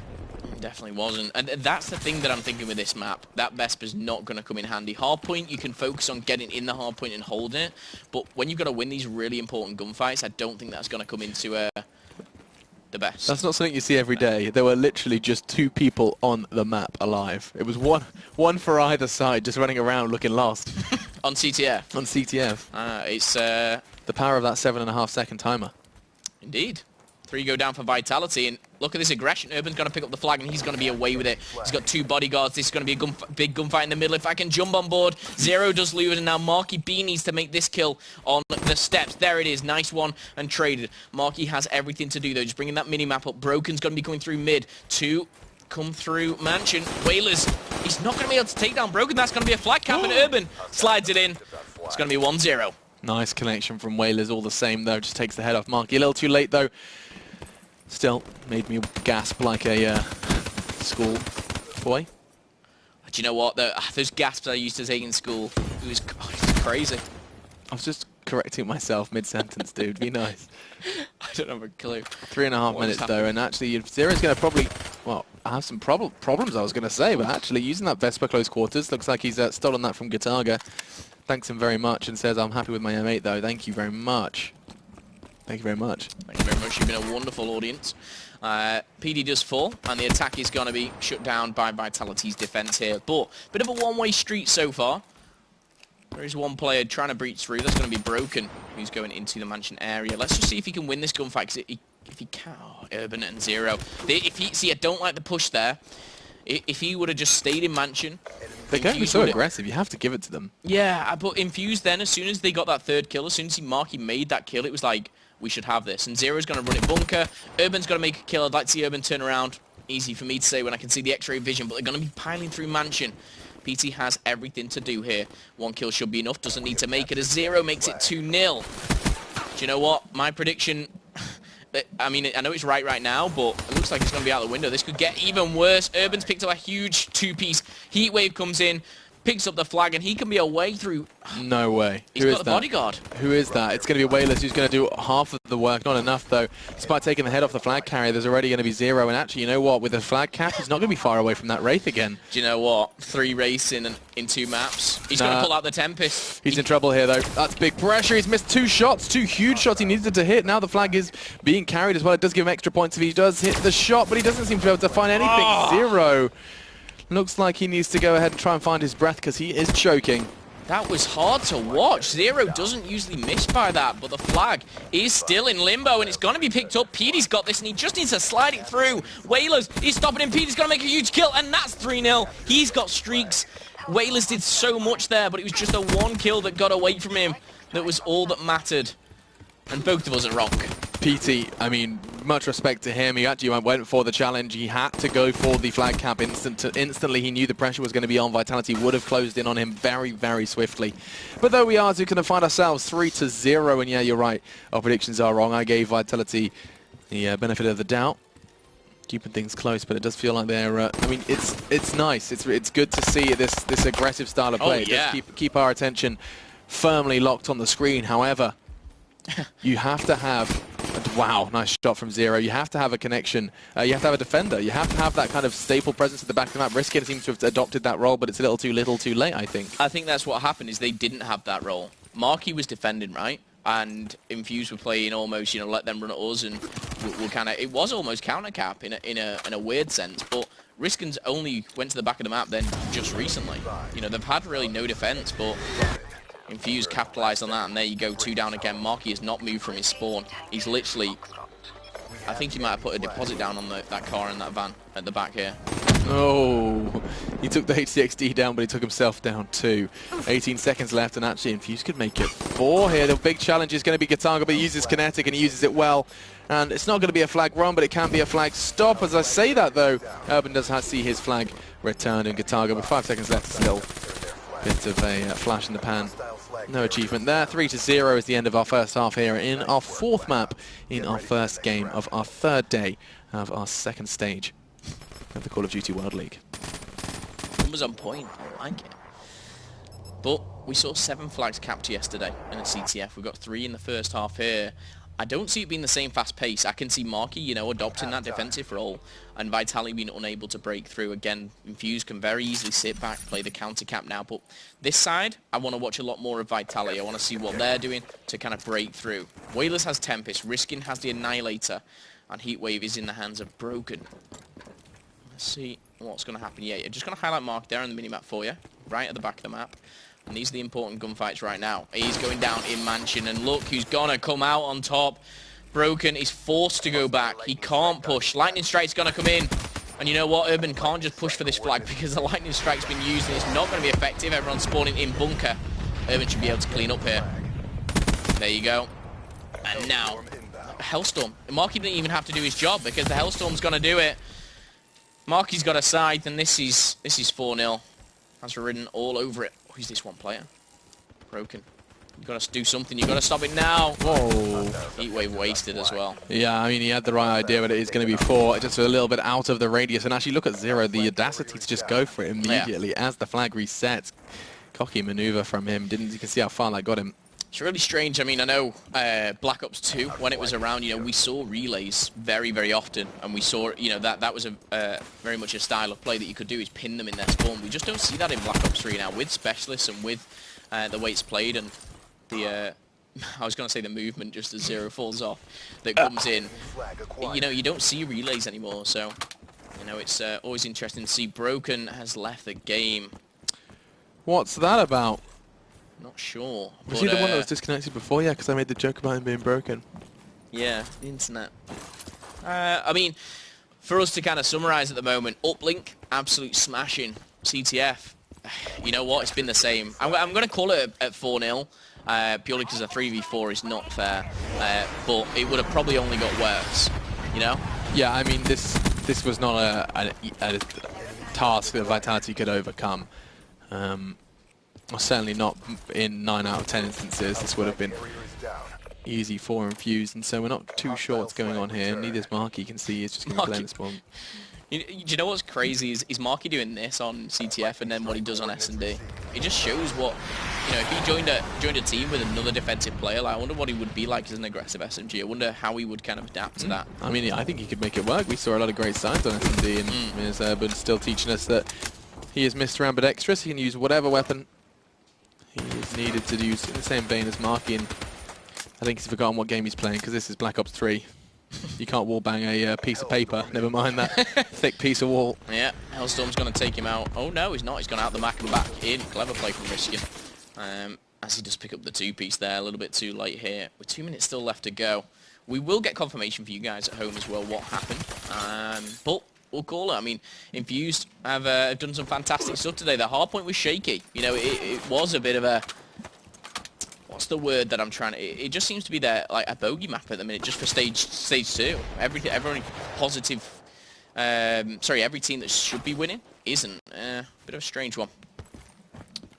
But Infuse will just play this one out, of course. See what they can do. I'll stay on board with Urban. Yeah, I've just got confirmation that the disconnect is it's just basically a case of when Broken gets back in, is when Vitality get their 4th back. There's no, it's well past the time of reset. And we've experienced this before, and you can see Infused are playing, I mean, with a degree of restraint, I would say. This number could be getting ridiculous, but they seem to be. Yeah, and do you know the one thing that frustrates me a little bit is it does skew the stats sometimes. Obviously with the disconnection, things like that. But you know when you played, 9 weeks, you played each team twice, you played so many games. It shouldn't make too much of a difference anyway. But one thing I do want to highlight for me, definitely, man of the match, man of the series is Zero. Of course, it was stage 1, the MVP. I'd definitely give the MVP for this series. But you've got to go and look at people like PT and Urban and Marky. All 3 players, that kind of will not get the limelight of Zero, but just so consistent. I mean, yeah, consistency is going to be key, and it's something that we always highlight with Infuse. But it does look like they have done it, folks. You can see the Vitality have thrown in the towel, and so Infuse will be taking the series, it seems, with an outstanding victory over on towards Search and Destroy, chasing it up off a 6-0 with an uplink victory that will go down in history, I'm sure. Yeah, I completely just forgot about that 6-0. Everything but the hard point was absolutely... I don't even know the word. It's a one-way street, literally. Infuse 6-0 them on SND. They go like 20 plus on uplink. They were 4-0 up on CTF. Where were they on hardpoint? I don't know. It's the honest answer. Yeah. Me and you getting so hyped up about this new Vitality. The fact it felt like new Vitality. It did. We didn't see any signs of Infuse not being themselves, not playing them to their usual standard. There was no indication of that. But that's going to be it, folks. That will be Infuse. And better believe Zero is still at the top of the table. Yeah. The dude seems to be back on form. I'm stretching subtly. Don't know if you can tell. There we go.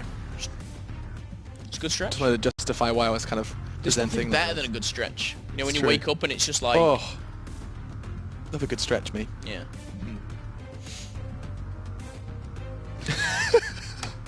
Right, we're going to leave it there. But yeah, Infused have done it. To recap, Vitality showing a whole lot of positive vibes on hardpoint, and then those positive vibes seem to disappear as quick as they came in towards the next 3. Was Infused to just kind of remind us why they're a hot favourite coming into not only this game but into this tournament, into this league. And I think that for me, it's the S&D and the uplink we're going to be learning most from. Yeah, the uplink was fantastic, and that's the point. I mean, the S&D when it was 6-0, I do think they could have gone rounds either way for Vitality, but the uplink was almost a bit embarrassing for the French. The CTF, they were 3-0 down after the first side, and I'm going to call it there really. But that 3-0, that's a huge, that's like that's a really dominating capture the flag, especially on Stronghold, which is naturally a slower played CTF map. Yeah, I mean, good done for Vitality for not digging their heels in, but also, they've got a lot to work on. Yeah. Infuse 2 on hardpoint. But with that done, we've got another game, coming up just after our break. We're going to be bringing you LDLC, a debut with this new roster. It will be, of course, Shane, Niall, Bran, and Watson going head-to-head with the new look Epsilon. Yeah. Looking forward to bringing you all of that, guys, after this break. So stay tuned, and we're bringing you more Call of Duty in 5 minutes.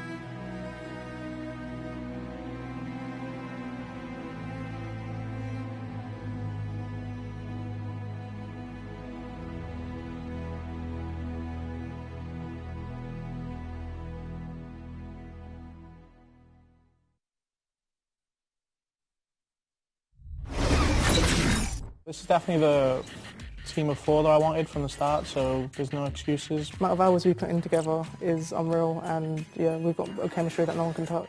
Definitely say our speciality is S&D. We don't really lose search and destroy as a team.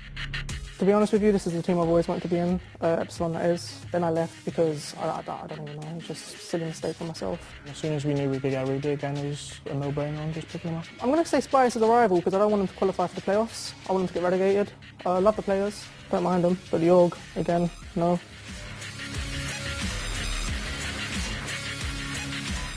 I So our biggest challenge to overcome is probably Millennium. Everyone else keeps calling them the God Squad. They are the 4 best players-ish. Like, everyone thinks they are, but personally, I don't think they are. I'd class Epsilon, my team, as the best in Europe. I don't think anyone can touch us. Our S&D game's the best. I think we're the best worldwide at S&D. I've got a better team behind me now that will beat them. There's no doubt about it.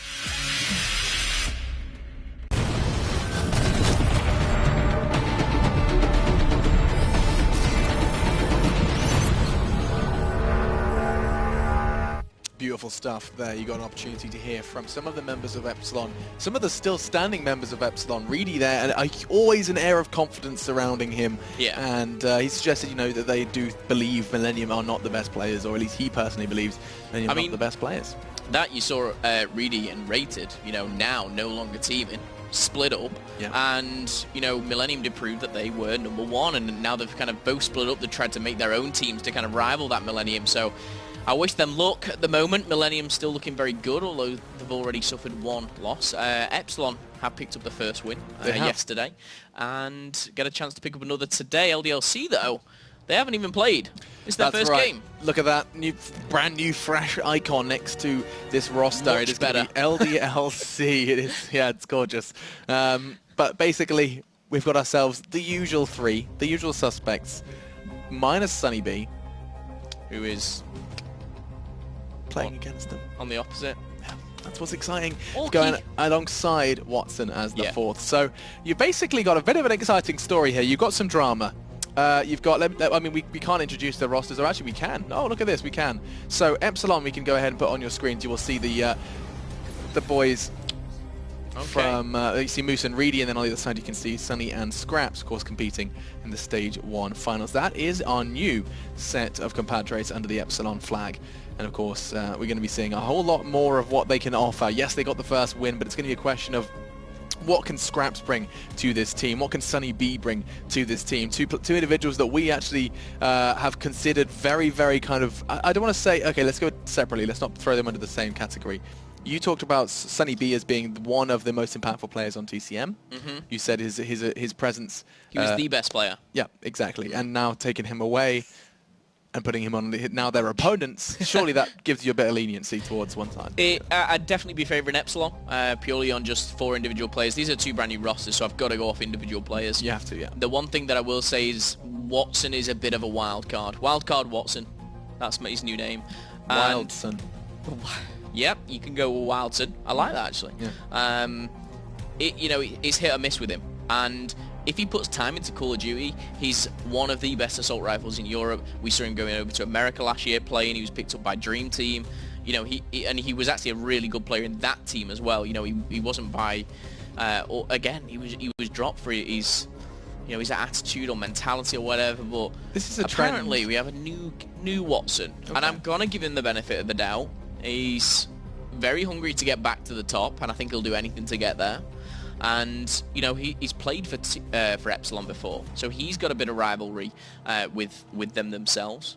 Sunny B going over, it is just kind of a bit of a head-to-head clash right now. Yeah, it's going to be fun, for sure. It is. I mean, getting to see what Watson can do is something that I feel like it's been a long time coming. Watson in the Call of Duty World League. Of course, narrowly missing out on that spot the first time after a lot of drama. Now he is potentially going to be given that opportunity to thrive in the World League. We'll be seeing whether or not they can do so, though, as it's going to be their debut. And I mean, who's he playing with? Let's introduce them. Shane, Brand, Niall. No Sunny B anymore. What do we know about these 3, Phil? I mean, coming into Stage 1, so, you know, right at the start, it was, you know, a fresh-faced team who kind of qualified out of nowhere, and they brought in Shane. Experienced player, not a heavy slayer, purely an objective player, or purely kind of leadership. Leader, yeah. And I think he's taught them a lot, but I think Niall and Bran have gone, you know, they've jumped leaps and bounds ahead of, you know, what they first started at, and then now classed as, you know, an experienced player compared to, you know, the likes of Exertus who are just joining. So bringing Watson in, that is, you know, experience itself. I think they'll have matured. It's just how they play together, and Watson, you know, having team with Watson, yeah, it's 10 out of 10 sometimes, and it's an absolute nightmare on the other hand. But that was the old Watson. So I'm willing to give you the benefit of the doubt, Joshua, and see how it goes. And see, we will. It looks like they're all ready, and we're going to be getting in towards our first map very, very shortly. I can see all 8 ready and waiting in the wings. But looking at this one, it says Epsilon versus LDLC. We saw Epsilon lead the series 2-0. Yeah. They beat them twice. Week 2 they beat them 3-1. Week 8 they beat them 3-0. That was obviously Epsilon versus LDLC. But I think the Epsilon roster has changed so much we can't really look at it in that much detail. It does give us a little taste of where Indication, LDLC were at. Yeah. And you get to see, you know, XTCM where they were against old Epsilon, which didn't look that great. 3-0, 3-1. Time for our first map, though, and it will be over on evac hardpoint. You saw Vitality pick up a fantastic performance on this map, and it was primarily down to their early control of that middle. They had no problems holding that, and then that late rotation towards Kitchen, playing for the retake, and successfully managing to get a very, very handsome lead early on in the first map of the series. So we begin then with a stock ban, a Man of War ban, and an overclock, all gone, and we'll not be seeing an additional speedy specialists with overclock taken away. Okay. Overclock had to go. Afterburner is still in the mix. Man of War being banned, that's gonna, you know, open up a bit of a slot for something to slip through the net. Maybe it'll be Flashbang because concussion goes. Tongue twister there. Do want to just quickly say, Scrapsy promised me a 40 bomb. He promised me he would drop 40 kills today against LDLC. He said, you know what? It's coming. It's been a long time coming. And I'm going to hold him to that one. 29 seconds yet to pick. I don't know why they're taking time. We know what it's going to be. There we go. High caliber and rapid fire. Concussion, flashbang, standard stuff. But Afterburner slips the net.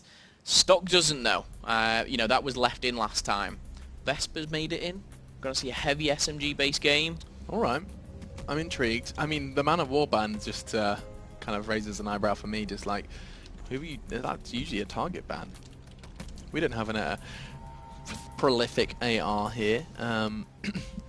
Maybe that in the hands of Reedy, maybe even Scraps, as you've kind of put him in that assault rifle boat. On the other side of things, you already said Watson has the potential to be that assault rifle, one of, if not the best assault rifle players in Europe. Just hasn't quite ever been given an opportunity to show it, and hasn't quite ever embraced that that side to him. He's had issues with attitude in the past, but you know what? Let's see. Maybe under the... I was going to say, actually, you know what? I refuse to say under the wing again about this team. It's been too long. Niall and Bran have been soaked in experience over the first 9 weeks of this Call of Duty World League. I think it's no longer going to be that kind of story, and instead they will be individuals that have the respect now. They've garnered that respect and proven their worth as they are back for Stage 2.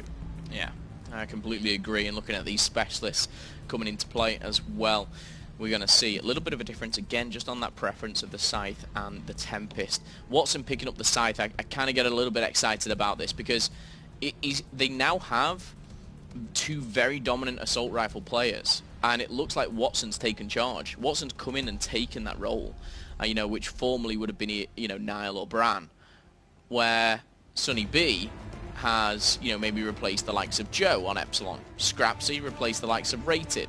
They should fit in quite smoothly, and we saw them do very, very well yesterday. And my money's on them if I'm a betting man. However, I'm not. You're not? No. I mean, just not my thing. For me, I can't look past the names that are Sunny, Moose, and Reedy. Like, those are 3 very, very scary names in European Call of Duty, and then you do have the additional kind of cherry on top that is Scraps, who a lot of players are excited to see grow and to see take the European Call of Duty by storm. We're about to find out how it does go down. Just score streaks to be done. No H60 again. People just not interested in seeing that quite quick score streak make an appearance earlier on. No, but score streaks will be pretty standard. Hopefully we'll get to see more race and entertaining Cerberuses coming up.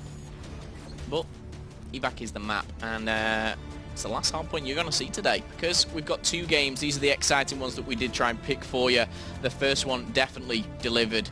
We've seen 2 race double on all the streaks for 0. We've seen many, many things, but will it be the same? Will there be a stomping in the hard point and a drastic comeback throughout? I think this could go, 4 maps. I think this is ended in 4 maps. Okay, so you're giving them 1. And I'm giving the S&D to LDLC. I mean, is that based off of Oh, the actually, S&D we no. saw from Epsilon? Because it actually looked quite good It yesterday. looked really good. No, I mean, you put- I'm giving 3-0 to Epsilon. 3-0, all right. Doubting the boys from LDLC, though. Let's see what LDLC can do to maybe blow Phil's mind, maybe blow all of our minds as we are preparing ourselves for our final game of the day. Epsilon versus LDLC. Niall, Shane, Bran, and Watson going up against the odds. What weapons? What are the weapons? What are the weapons, you try and ask? We've got 3 SMGs and Reedy with the HBK. He's taken that off rated. And I'll go through the weapons of LDLC in just a short while. Reedy's going to pick up 1 on the flank, red like a buck. He's going to waste so... Oh, fastbacks as well on an assault rifle. He's going to use this like a hybrid, and exactly what he should be doing. And Scrapsy actually pulling out the SMG. He's on 3-0. Reedy's on 3-0. Great stuff so far for Epsilon. And look at this. If you look at that minimap, all the LDLC players are coming in single file. It's not working. 3 go down. It's going to be 4, surely, as 1 is going to hop up here. Shane will be going straight into Scrapsy's line of sight. Scrapsy's not going to be able to pick him off, but he'll pick off the rest. This is a bit of a slaughterhouse here at the moment, Machine. Yeah, it's looking absolutely fantastic already for Epsilon. They could actually get the full set here. This could be 50 points on the rotate if they're not too careful. Scrapsy's playing a clever game here because he's on a kill streak of 5. He gets the hard point, just the points off this. He gets the Hellstorm, and he'll be very, very close. And here he goes. Oh, he's seen 1. And shot in the back. Bran's going to take him off, and he'll know how important that kill was purely because he was on 5-0. This is a good break from Bran. Does get the tag. Shane tries to finish the job, but does take down Sunny. Now, in eyes with Niall as he's watching that flank and having troubles. He actually had the jump on. He had SMG as well versus an AR, but we all know how powerful the HVK can be in the right hands and in the right position. 47 then, as now Epsilon are going to find 50. This will be them extending their lead as they've got control, regained control of Kitchen. And Scraps is playing the waiting game here. He's going to get 1 and actually go perhaps potentially in for a second. Yes, he does. Shane's gone. And he's even got a heat wave available. Doesn't need it. Scraps is just melting everyone. 12 kills already. Top of the scoreboard in this lobby. And oh, the Hellstorm succeeds. Bran gone. He's 25 away from lightning strike number 2. Maybe a bit trigger happy on these streaks, I must say, but he's feeling confident. He's in the mood, you know, when you're hot on the sticks and you're doing something well. He's just racking up the kills, but I don't think they were necessarily needed. But I'll let him off because he's 13-2. The lightning makes sense because he had to get rid of the lightning in order to not overlap. Oh, I didn't miss that. I eat my own words. He's absolutely spot on, and I am incorrect. And he's got it. Yeah. There it is. You know what? You're right there, Machine. Good spot on that one. He's not going to get the Wraith, though. As Niall breaks through, he's going to get a couple of points for LDLC as it does go down. Scrapsy, though, 13-3. A minute on the hard point. And look at this. Streaks are coming in again. He'll make 1 kill and should be able to break this with his team. Right in front of him as well. Now Sunny breaks through. This could be the counterpoint from LDLC, but no, they're straight back on it. And Epsilon, they can find 100 here. Oh my goodness, this is a very good-looking Scraps. This is absolutely insane. 16-3. Not only that, he's also got a minute on the hill, and he gets another. Takes the head off Watson. 17-4. This young, very exciting Brit is just taking this by storm.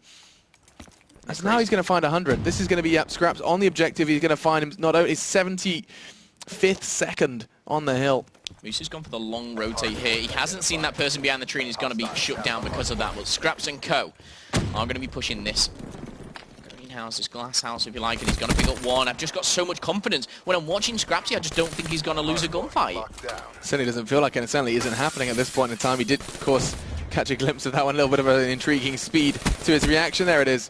Takes down Reedy, no problem there. 19, and oh, good God, this could be 20. In fact, I almost feel like it is a guaranteed 20. The guy is on a bit of a mission. Now, Shelters plays for the regen. It's kind of the Scrap show at this point in time. The rest start chipping in, though. Sunny and Shane and Scraps, 20-4. Phil, I don't know what to make of this. I don't know, but I'm not going off him at all. I'm just carrying on watching him. He's on a 4-kill streak. He's shot from behind. No matter. He'll just take a bit of cover. Oh, my goodness. I thought he was going to get away with his life as he does fall. Sunny B's going to take over. Far behind him. But it's like, you know, 100 points ahead so early on. This happened yesterday as well. The 2 new additions from Epsilon are doing all the work. Look at that. 22 for Scraps, 17 for Sunny. And this must be a good feeling for Sunny B doing this against his old team. This must be good. Feeling like he's got perhaps a bit of a better framework around him. Now, Reedy pulls out the Tempest, looking to break through. Looks like his teammates have done the work for him. This is the luxury Reedy's living right now, is that he doesn't have to be doing the work because he's got 2 SMGs alongside him who are just running around causing havoc. Hardpoint contested. Heat wave comes in. That could be dangerous. That could be good, but no. Traded out. Gonna come on better hands for Epsilon. Scraps 26 and 6. He's on another kill streak. It's 4 at the moment. He goes for the reload as he wants to extend this now. Doesn't want to challenge, and at the moment he doesn't have to. Gonna see the feed of 1. Oh my god. See the second assist, and now he could hit score streaks again for the 3rd time machine. They're 100 ahead. This could very well be his 3rd strike and Hellstorm, and I mean he's gonna get it on this rotate, if not before. Yeah, he needs to get the points again. Same place, same time. Scrapsy, go back. Doesn't need to. The confidence is crazy. If he would have got the plus 100 off the cap, that would have been ever so close to this Wraith. But right now, he's so comfortable with this VMP in hand. Oh, he's lucky to be alive. I don't know if he can be for much longer. This Wraith is nothing but a pipe dream. Hang on a second. He's got the assist and he's still breathing. Sunny got a double. Now the Hellstorm's coming in and they're going to be in the open. This could be a double. It is just the 1 because Hellstorms are weird. And now 3.5 minutes and he's going to have that taken away with 175 left on his streaks, but still outstanding performance. He's been treated to some great Call of Duty throughout today, this Thursday entirely. I mean, first 0, now Scraps. And incredible thing is Moose is 8 and 16. Like, how is that even happening right now? Maybe Can we give him some airtime? Let's see what's going wrong. Yeah, absolutely. I mean, maybe he's just kind of, you know, in that mindset. If your team are doing well, and we've all been there, you're willing to, you know, just bait for your team a little bit. You know, it's working. You know, and it'll just kind of go all out, push with them, trade with them, and at the moment every single trade's going down in favor of Epsilon. But Moose was picking up more kills. He's 9 and 17. I thought I was watching him. I do apologise. He's 9 and 18. He's nowhere near the hill though. Get on board him a little bit later as he does join the squad. Here we go. One's going to be creeping up behind him. And don't forget, Moose was a top 5 KDR player for stage 1. Yeah, that's a really good point. A really good stat to bring up at this point in time where he just doesn't seem to need to do too much. We haven't given LDLC too much attention. That's, of course, because they haven't been doing much but dying. Scraps, oh, wow. Team kills galore. He's got 2 team kills and a suicide with that lightning strike. And now it's given LDLC a little bit of respite. They can actually garner some points and start to build themselves into this game because that's going to give them the 100 points and they're out of the 100-point club. Indeed, they are. Watson's lighting up here with this scythe. Putting 1 kill on the board. He's 15 and 16 at the moment. Not with a huge impact, however. He's trying his best just to stay in this. Shot from left, right, and centre here as the rotate comes in. Sunny B picking up 3. Look at this guy go. His kills do seem to be coming in kind of like triples, quads. He doesn't like to pick up the solo kill. Moose picks up 2. 12 and 19. Now he should pick up this 3rd with a free aim. There we go. Camo is available. If he pushes the flank now, could pinch them, but let's jump on board. If someone in the hard point, it's going to be Scrapsy. Picks up 1 kinetic armor, jumps in, and Nile. Oh my goodness. It just seems to be going all wrong for them. He uses kinetic armor and gets team killed by Nile. Not great, is it? It's one of those situations where you can't help but laugh. I mean, you have to choose. You're either going to laugh or you're going to cry, Nile. You can see Scraps realizes this is going to be the end of it. Uses his heat wave in a defensive manner, anticipating that 1 extra player. There's 2. Oh my god, the dude is nuts! 37 Scraps! Somebody please get me a bucket of water because Scraps is on fire. It's going to be 250 to 1-1-1. And that, my friends, is a debut and a half. The 2nd time we've seen him here in the COD World League, and already he is capturing a lot of our attention. Not only did he find 37 kills, he's got 3 minutes on the hill. Phil, I'm disappointed in him. Where has this guy been? He promised me a 40 bomb. He failed me. He dropped 37 and 13, 2 minutes 55. Did he and say 10 40? defense. He said, I'll drop 40 for you. Do you know what? Oh. Not good enough.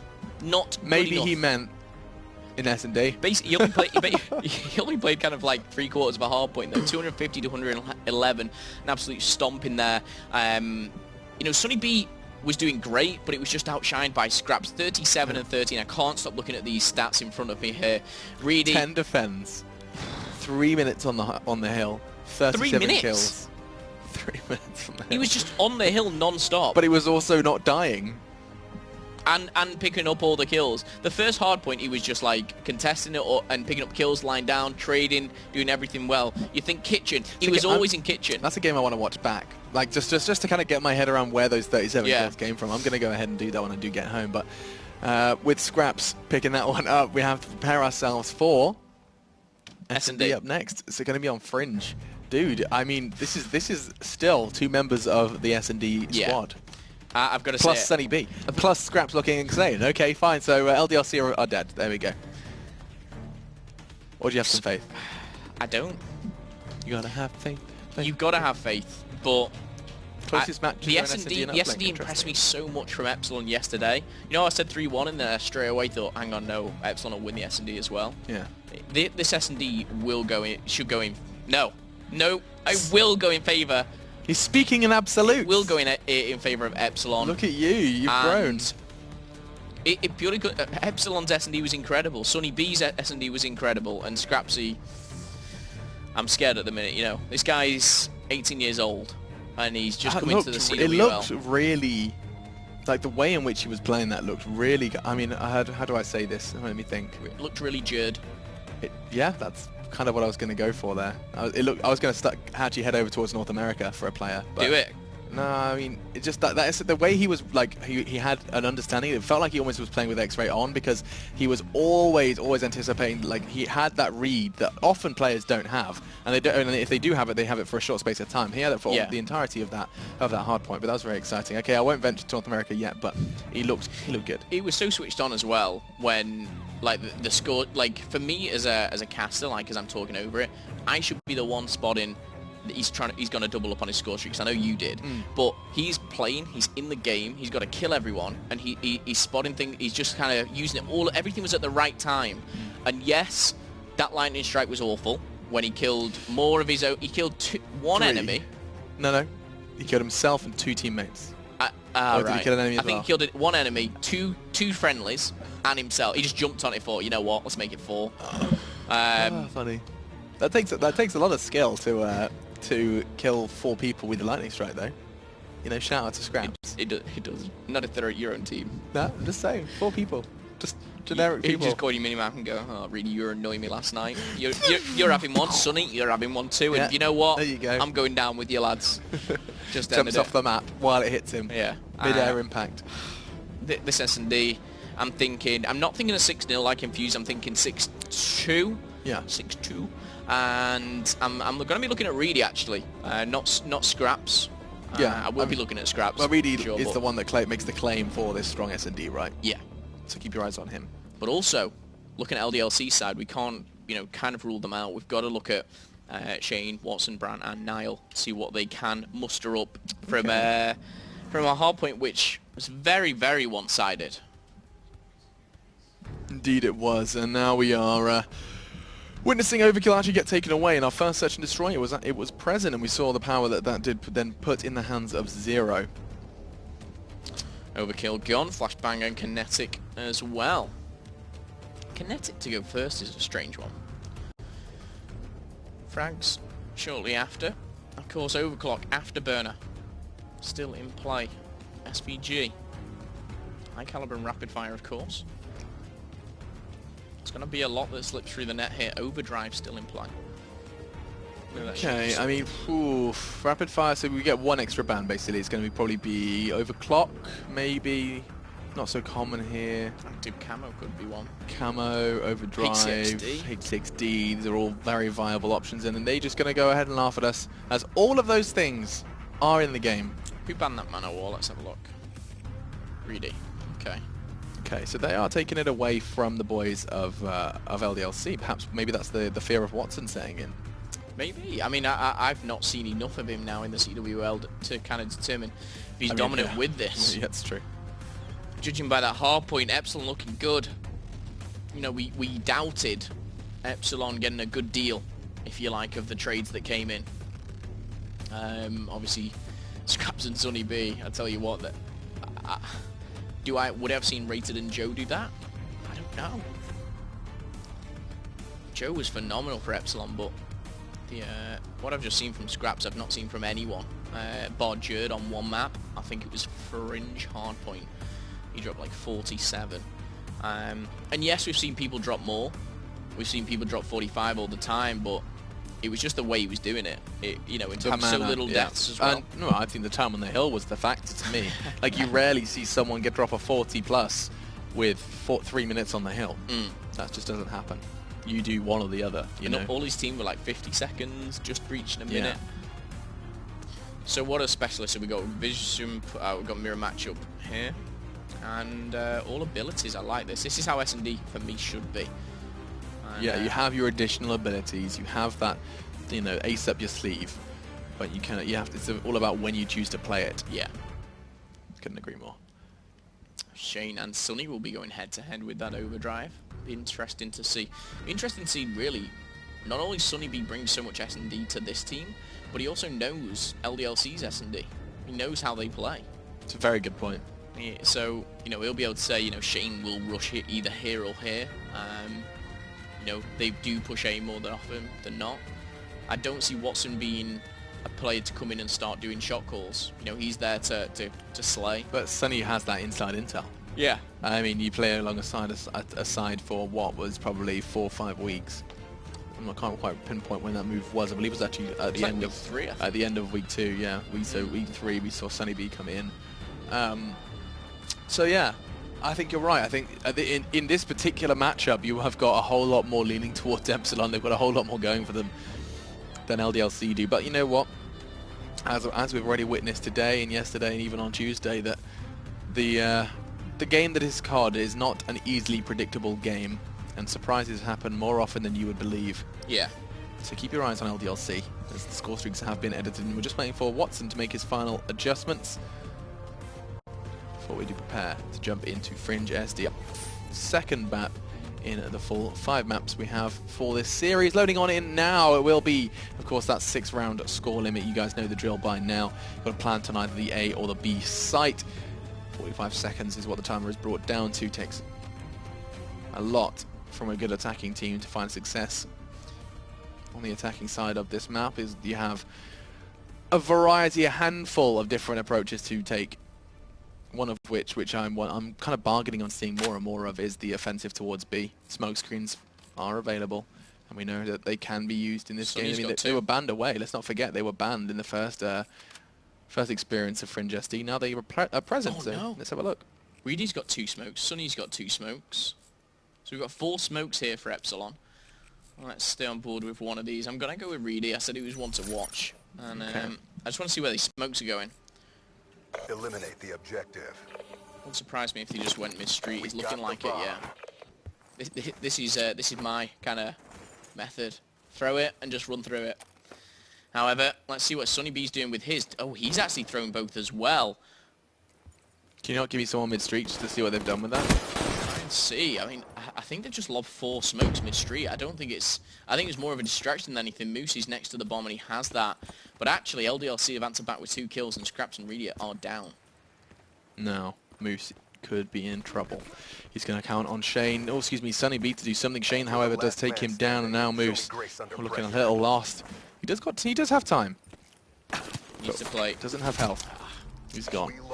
Shot from behind, and LDLC staying strong. That smoke play really didn't work out. I mean, we saw Reedy put 2 mid, and I jumped on board with Sunny B, and he was kind of backing off the mid, so I presume they were mid-street as well, and I just didn't really affect it, but I can see where they would come in. It was, you know, definitely a distraction play rather than anything. It wasn't used to actually get into A or...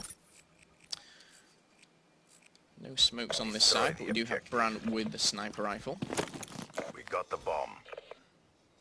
He's going to go high into the sky and try and catch a glimpse of someone towards bomb, but they give him nothing. Actually, he has the opportunity to go for that re-peek. He's got afterburner. He can just keep peeking up the back of that building. Can indeed. Shane's trying to make his way through middle, or even just get a pick, try and see someone, get some intel. Oh, this isn't interesting. Oh, the sound of the SVG rattles across Look what Fringe. Reedy's doing. Oh no, it's not Reedy. Who am I looking at? Bran. Trying to break through train? Yeah, I actually thought... What were you trying to address there? You got me confused. There was a player on the defensive side using a sniper rifle and jumping over that middle intersection, if you like, and trying to snipe back train, but from a defensive standpoint. Wasn't the case. I was completely wrong, but Bran picks off one. It's going to be a trade onto Scraps, as it's now a 3v3. Exhausted. Difficult thing is now Bran's only got an L car. That's the problem here. All that needs cooked, and he's going to just about get away from that one now. Watson under a lot of pressure. They saw him. He's going to back away. He's still got his M8, and he's going to find a nice distance for that. Shane playing close. It is Epsilon that needs to defuse. Can LDLC make it 2-0 to start this off? Sunny's going to try and say something about it. Takes down Brand. That sniper, that LCAR, not quite working out. And now 2 to 5, but only 20 seconds to do it. The time is starting to favour them, but Sunny's got another one. LDLC, they're getting ripped apart here. Now Watson does remain. He was on train, but he's actually looped back around. He's going to get himself into Barnett's prime position to stop that. Defuse is not enough. Moose takes his head off, and that will be round number 1 for Epsilon, levelling it out.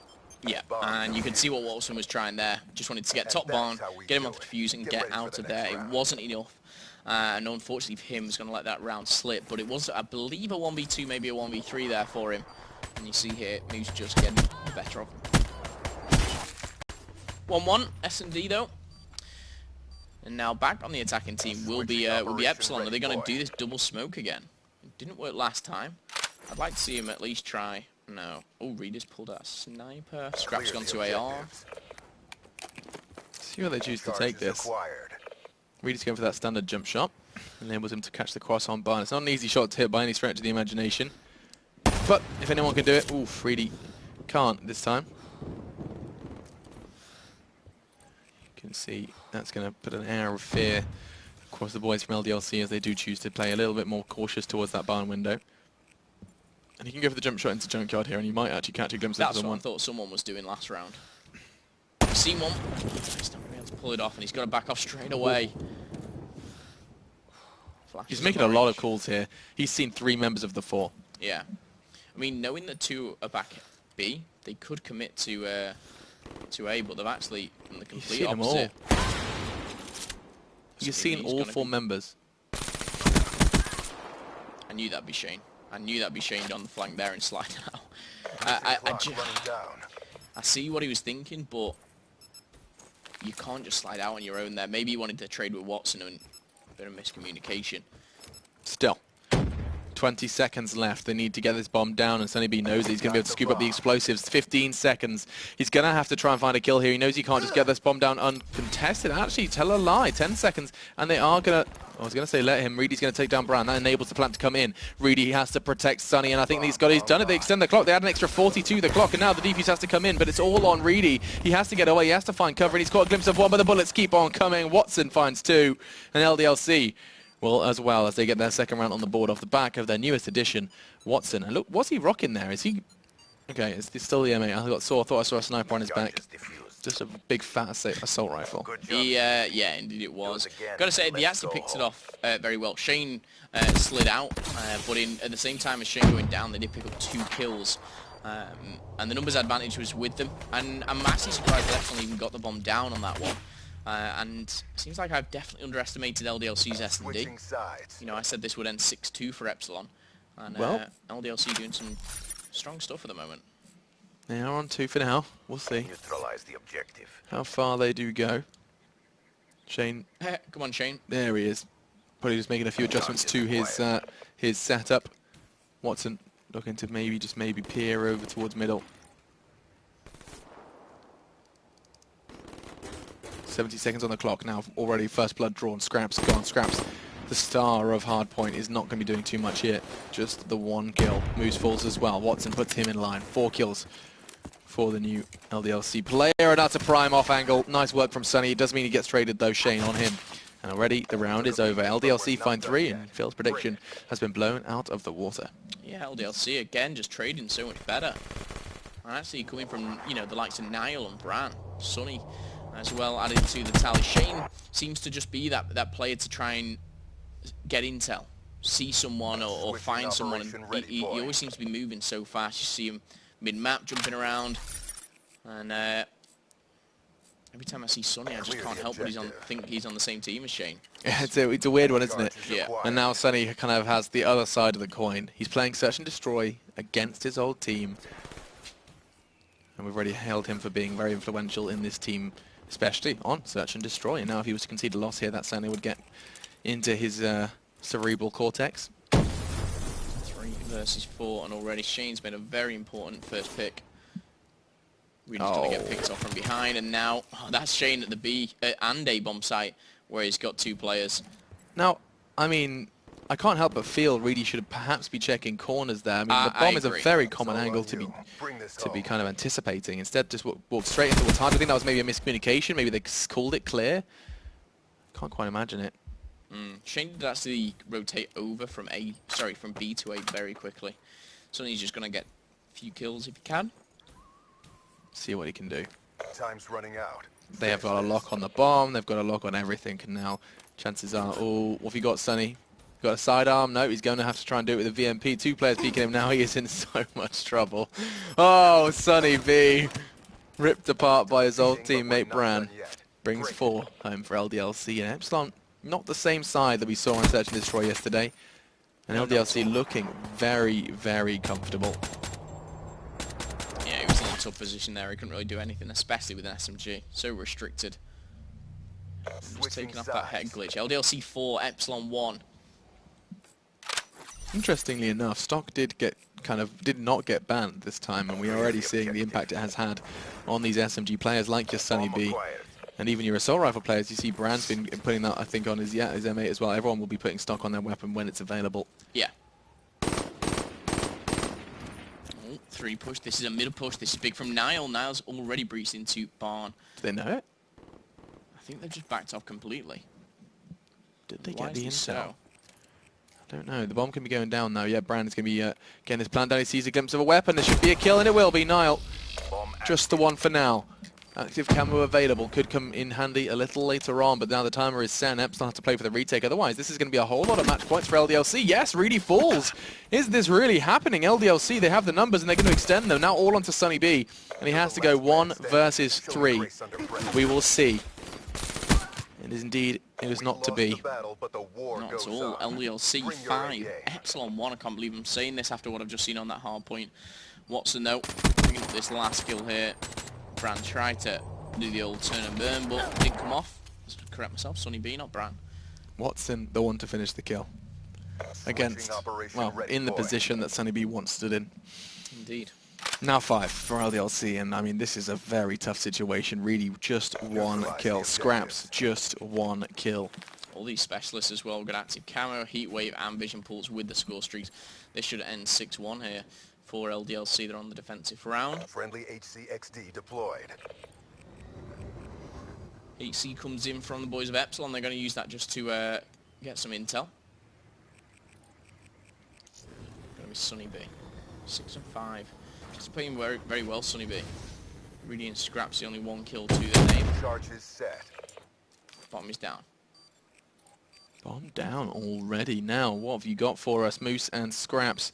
35 seconds thrown onto the clock, and LDLC need to defuse. Moose, good angle, and oh dearie me, just the 1. He could have made that 2, and Moose of old probably would. Niall teaches us how to pick up double kills as he does take down Scraps as well, conceding his 7th death. Sonny, what was that? Looks a little lost, and that's, my friends, is G.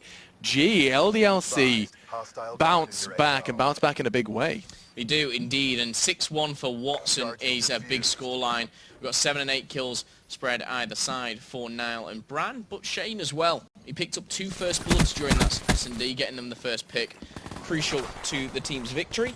And now we stand at 1-1. We're definitely going to get to see that CTF with a minimum of 2 more maps. So we're going to see the domination of what we saw from the first, or the domination from the second, because 6-1, that's not... I'm not going to say an upset, but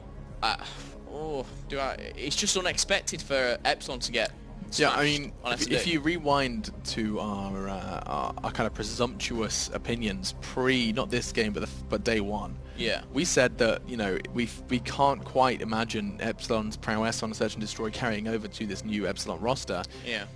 Because of the absence of Joe and Rated, 2 integral parts of the Epsilon machine. Maybe that's what we're witnessing here. I mean, that's Yeah. what I mean. You only have 50% of the team that made the S&D work, and I mean, Rated was, from what I'm aware, in a leadership role. Taking him away, maybe S&D takes a hit. Really, 1 kill. That's a hit right there. Definitely, and Scrapsy as well, 1 kill. Yeah. It doesn't help at all. You know, he goes from dropping 37 in about 6 minutes to 1 in probably about 12. So you be the judge of that one. But all to play for now. We saw a crazy Ublink and a crazy CTF on the last series. I'm hoping to see the same. I'm not hoping to see the same dominating fashion. I'm hoping it's a bit closer. But we'll be going back to Breach Ublink. That's right, Breach Uplink, where Infused gave us a masterclass Yes. not too long ago. I'm sure you guys will remember 37. It's a number to remember. No, that's Scraps' number. 37's, yeah, Scraps' KD. What was Infused's number? Come on, you can do this. 26 and 4 or something? 26, yeah. Okay. We're going to go for it. I think you're right. 26 and 4, might just 4 for their opponents. Not going to be seeing that in this game unless LDLC forget how to play Call of Duty, or if Epsilon don't pick up their controllers. Right now, we've seen both teams dominate on 2 different game modes. So So going that back leaves to us, Respawn, where does that leave us? Yeah. I mean, it shows both have very strong potentials, but it also shows both have very, very weak defenses at certain areas. So, but Uplink, we've not seen either team play. We've seen Epsilon play yesterday, but I don't remember it being anything super special.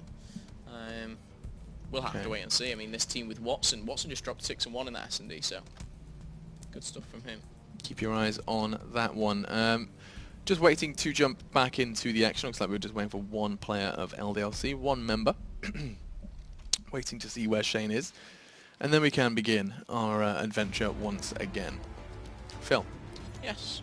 Hey. How are you doing? I'm good, thank you. I'm very good as well. I didn't ask. I just thought I'd let you know anyway. I didn't want to know. Well, now you know. Oh, why have you done that? Because now you know and you didn't want to know. And then I win.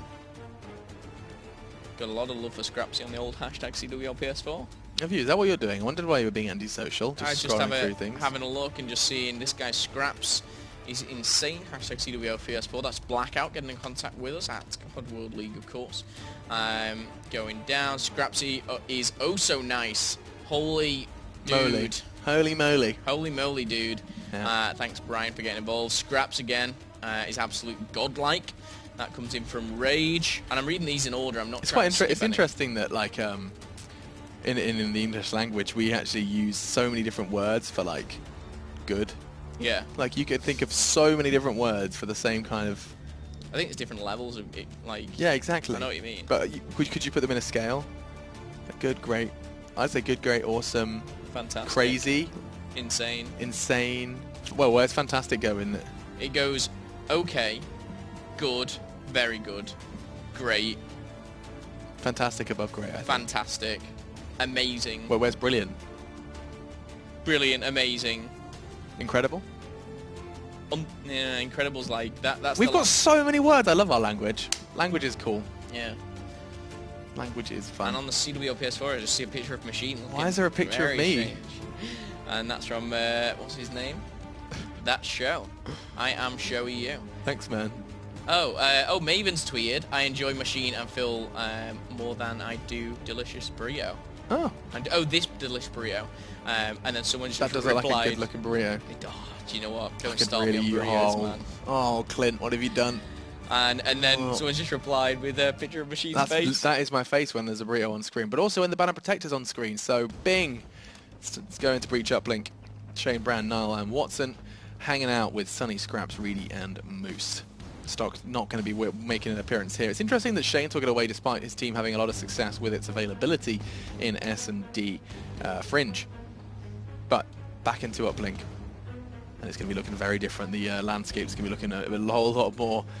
Well, let's go less specialisty, because that's a word. Overclock and Overdrive are gone already. I wouldn't be surprised if we see another one on the chopping block, as it is Uplink. Active Camo, is that going to slip the net? I doubt it. No, I mean, it shouldn't, but then again, they've only got one more ban if they wanted to take out High Cal and Rapid Fire. Just keeping me nervous, Reedy. Time is ticking. Pick something. Come on. Semtex. Okay, so it probably will slip the net. We've got Active Camo, we've got Kinetic Arm, we've got Heat Wave, and then we're either going to see a Vision Pulse or we're going to see a weapon. And I'm going Shane, Heat Wave, Sunny, Kinetic, Shane, Heat Wave. Damn. I'll play this game. Go on, you'll go. Scraps, Heatwave, Bran, Kinetic. Jeez. No. Reedy, Camo, No, Moose's camo. Oh, I'm just too slow. I'd say Reedy, Tempest, Nile, Heatwave, and probably going to be Moose, Camo, and Watson probably Annihilator. Would be my guess. As funny as that is, I'm just thinking back to Watson's Annihilator. It was incredible. Oh god, yeah, it was absolutely crazy at the finals. Oh, I nearly forgot all about that. Good, I'm glad you reminded me. We could try and play the game again, you know, when we link the PSN names. Or we might not. I mean, I can tell the guys at home what's on is the final game of the day of Call of Duty World League. I was gonna say something terrible. Yeah, were you trying to read into my into my pun there? I was. I just can't think of anything.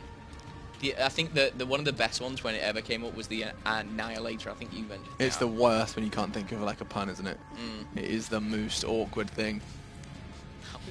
You can't. Oh. It's a real shame. It's a real shame. Oh man. Oh, Bran. Oh, Bran. Oh, Bran, you got me there. Whew. Forget Sunny B. We're gonna Sunny C how far this one gets. What do you think? We're gonna Sunny see how. Just imagine me going. What? Let's Sunny see how this one gets. Yeah. Just randomly. That makes sense. It doesn't. Yeah. Forget Sunny B. We're gonna Sunny C how far he goes with this new roster. Get some would be an easy one, wouldn't it? To put in a pun. Yeah. Put it in many things. Oh, look at that. So would Toho. Sunpunt. I don't even know what that is. Our producer's having a whale of a time. We're not even on screen. Oh, fantastic stuff. Yeah, are you having a good time? I'm alright, yeah. How's your week been? Because this is the return of CWL. It's been a great week of CWL. How's your week been outside of the CWL machine? It's been alright, man. I've got some laundry to do. I've got some when you go away for a week and you got to like you leave that suitcase and sit in the corner of your room for a while and you're like, Smelling. I need to commit. I need to do this, but like I'd rather just not. And just forget like suitcase I don't have a exists washing for a while. machine. I just go and take my suitcase to someone else and they do it. Yeah. I have to. To someone But it's else. so much easier. Yeah. Comes back all dry and everything. Washed, clean, dry, living the smelling dream. good. Living the dream. Just a bit out of pocket. Yeah, it just costs money. Yeah. Lazy people like you, give them a job. Yeah. You know, I'm kind of guy, you know. For sure, Thinking of those where you're being selfish and doing it yourself. How dare I? LDLC Epsilon begins right here, right now, ladies and gentlemen. It is going to be a test of maybe just Epsilon's respawn is where the strengths lie. Maybe Scraps will do what he did once on Hardpoint earlier on today. Or will LDLC find a little bit of a footing off of what was a sterling S&D 6-2, the final score. 6-1, excuse me. So we've got a 3 SMG split for Epsilon and a 2-2 for LDLC. Watson and Nile are going for the M8, as on the opposing side it is just Reedy. Scrapsy though, moving his way around into Palace. Let's get on board with someone a little bit closer. Sunny B has the drone and he's going to be shut down instantly, traded out by Reedy now. We dropped the satellite drone. Moose on that flank came through. Palace should pick up the second, and he does do. Reedy as well adding to that. This should be a good push. Going on board with Nile because he's the last alive. No one's picked up the drone. Come on, man. That was genuine wait, frustration sorry. from you. He's been thrown on the roof. I do apologise. No one's getting the drone, damn you guys. Come on, man. Here comes the reset though. You did sound genuinely frustrated. I was thinking it was such a an amateur move, Yeah. and then I realised that I was such an amateur and didn't realise. This is big though, because Moose is in the enemy spawn with a HC car. The drone is already going to be put in for a 2-point play, and Scrapsy taking his time. Moose 4-0. You know, Moose had that bit of a shocker. I say shocker. His kills have just been stole by Scraps on the hard point. So now he's saying, you know what, I'm picking up a few myself. Moose, he's 5-0, shut down by Shane. 2-0 to Epsilon. Okay, Epsilon with their opening play. Get that first 2 points on the board, and now actually keep your eyes on Shane because he's playing around this drone. So you see more and more unwilling to commit, unwilling to make his presence known until kills come in, and there's the kills we're talking about. Sunny and Reedy, oh god, there's 3 in the ground. 5-second timers for all of the 3 members of LDLC. This should be a guaranteed 2-point play, assuming Sunny does his duties and doesn't look like he needs to. Moose has done it for him. Moose gets the 2 necessary kills, and that's going to be 4 now for Epsi. Yeah, he's got as many kills as he has carry captures as our Scraps. 2 to 2, and 2 deaths also. Really falls, though, to the hands of Watson. Let's go on board with Watson. He's on a 3-kill streak right now. He's actually rocking the HVK, or is it? Yeah, HVK's got. EMP must have picked up as a sidearm. Bran. Going again. I don't know what he was planning to do with this drone. Niall's the last one alive. He's 1 and 5. I'm rhyming. That makes me want to jive. But Will Moose take the dive? Let's go with the active camo. Is he going to use it? He's pushing through them like a knife. Oh, and hang on a second. He's actually going to disappear for 5. He's on the active camo. He is going to go ahead and try and close this gap for the 1-point play. He's got the lineup. It should be good. A little to the left, but it's all good. Magnetizes in, and will be 5 for Epsy. Like a little jive there as he went round. Dipping and weaving through Palace. That active camo always comes in handy. Scrapsy, though. He's going to reset that. He has got the specialist. Only player on the battlefield to do so. And the 2 carry captures going to be the reason why. Moose 8 and 3, though. Top ranking for his team. Nice flank from Moose. This should be 2. Oh, swift lock on. Nice transfer of his spray. Could be number 3 as well. Audacious. Going for that long range SMG, man. You got to believe. But Sonny B is about to start to forge a bit of an offensive. Brandon Shane worrying the ground. Now Watson's on the defense. Watson, you have to do a lot here. Alongside Niall. Niall's got the M8. And they have thrown it in for 1. Epsilon do seem to be making this look a little too easy, perhaps. Not quite got the synergy going with this newest addition. Watson has been, top of the scoreboard with his HVK there. Let's give him a little bit of love. See what he's doing. Yeah, they've lost an objective, fast, aggressive player of Sonny B, and they've brought on a defensive kind of AR, if you like, that's, almost sitting back with Niall. Doesn't seem to be working at the moment, but Moose trying to take full advantage of that. Interception doesn't happen as Watson picks up 2, Bran picks up 1, but Epsilon picking the all-important points up. HCXD's on the cards. That did slip through the ban and protect. 7-0. This could go from bad to worse here for LDLC. Oh, Scraps realised he was in trouble. There was Watson from behind. Watson now on 13 as he gets it. This is 4 in 1 life, 5 in 1 life, excuse me. 5-kill streak, Reedy 6-2 with the temp. Is he going to get a 3rd here? Oh, he does. This is looking fantastic. Just 1 man left for LDLC, but he's going to do just enough. Look at Watson go. 7-kill streak now for him. We were hoping to give him the spotlight, and it seems like he's taken it from us. Nice work. 15 for him, but still nothing to show for it for LDLC. That's what I'm thinking. When you can see Watson doing some great stuff, but it actually, are they meaningless kills? So they just kills around the drone? Yeah. It's just, it must be frustrating because he's picking up the kills and it's not converting into points. Only Epsilon have managed to do that on this side. They've not conceded any. It's currently 7-0, 25 seconds left to go. And that drone is still on the reset. This player, though, is Scrapsy. He's going to be the one to pick it up. 15 seconds. He has time. He has the players. And LDLC do fall. Sonny picks up 2. He should be able to convert this. Oh my god, is this 9? It should be. He's got Heat Wave. He's going to use it. May as well. No need. 9-0. Not interested in preserving his life, as that's going to be preserving the score. 9 for Epsilon here on Uplink Breach. That's going to be putting them in nearly untouchable position coming into the second half, assuming that the same kind of standard of play does come through. I'm almost in the same category as Infuse right now. 0 was 23 and 4 was the end result. Now they're 9 up. It's that same kind of split. It kind of spiraled out of control in the second half, actually. True. For Infused. It ended rather reasonably, or more reasonable rather. Specialists are on the board. Bran, Shane and Watson do have them. I believe it's a Camo, Annihilator, and a Heat Wave. Shane not managing to tag anyone up with those bullets, just giving his position away, and 4 go down. Moose will push. Scraps will pounce on the drone, and this should be a point. Kinetic armor only picking up the 1, and Scrapsy. Oh, hello. Is it a 1? No. Didn't think it was. We have seen that we've seen that lineup work before. Yeah, it looked like he was just in the wrong position when he was doing the wall run. See if Moose has got a different plan. Yeah, he's going to take that left side route. That's a very almost safe 2-point play. He's using his active camo now, but there's no need. Sonny B sitting there making the call like, yo, it's fine. There it is. 2 extra points on the board. Now 11. Epsilon are really making this one look easy. This does feel like hard point mark 2. Where were they on Search and Destroy then is the question, Phil. I have no idea. It's crazy. Even this roster, this new roster, I would still say is a strong S&D team, but they were kind of just outclassed by LDLC. But at this moment in time, And that poses the question: where are LDLC outside of SD? right now, nowhere at all. Their hardpoint was weak. Their uplink has been weak so far. Brand's trying to change that. Reedy picks up 2.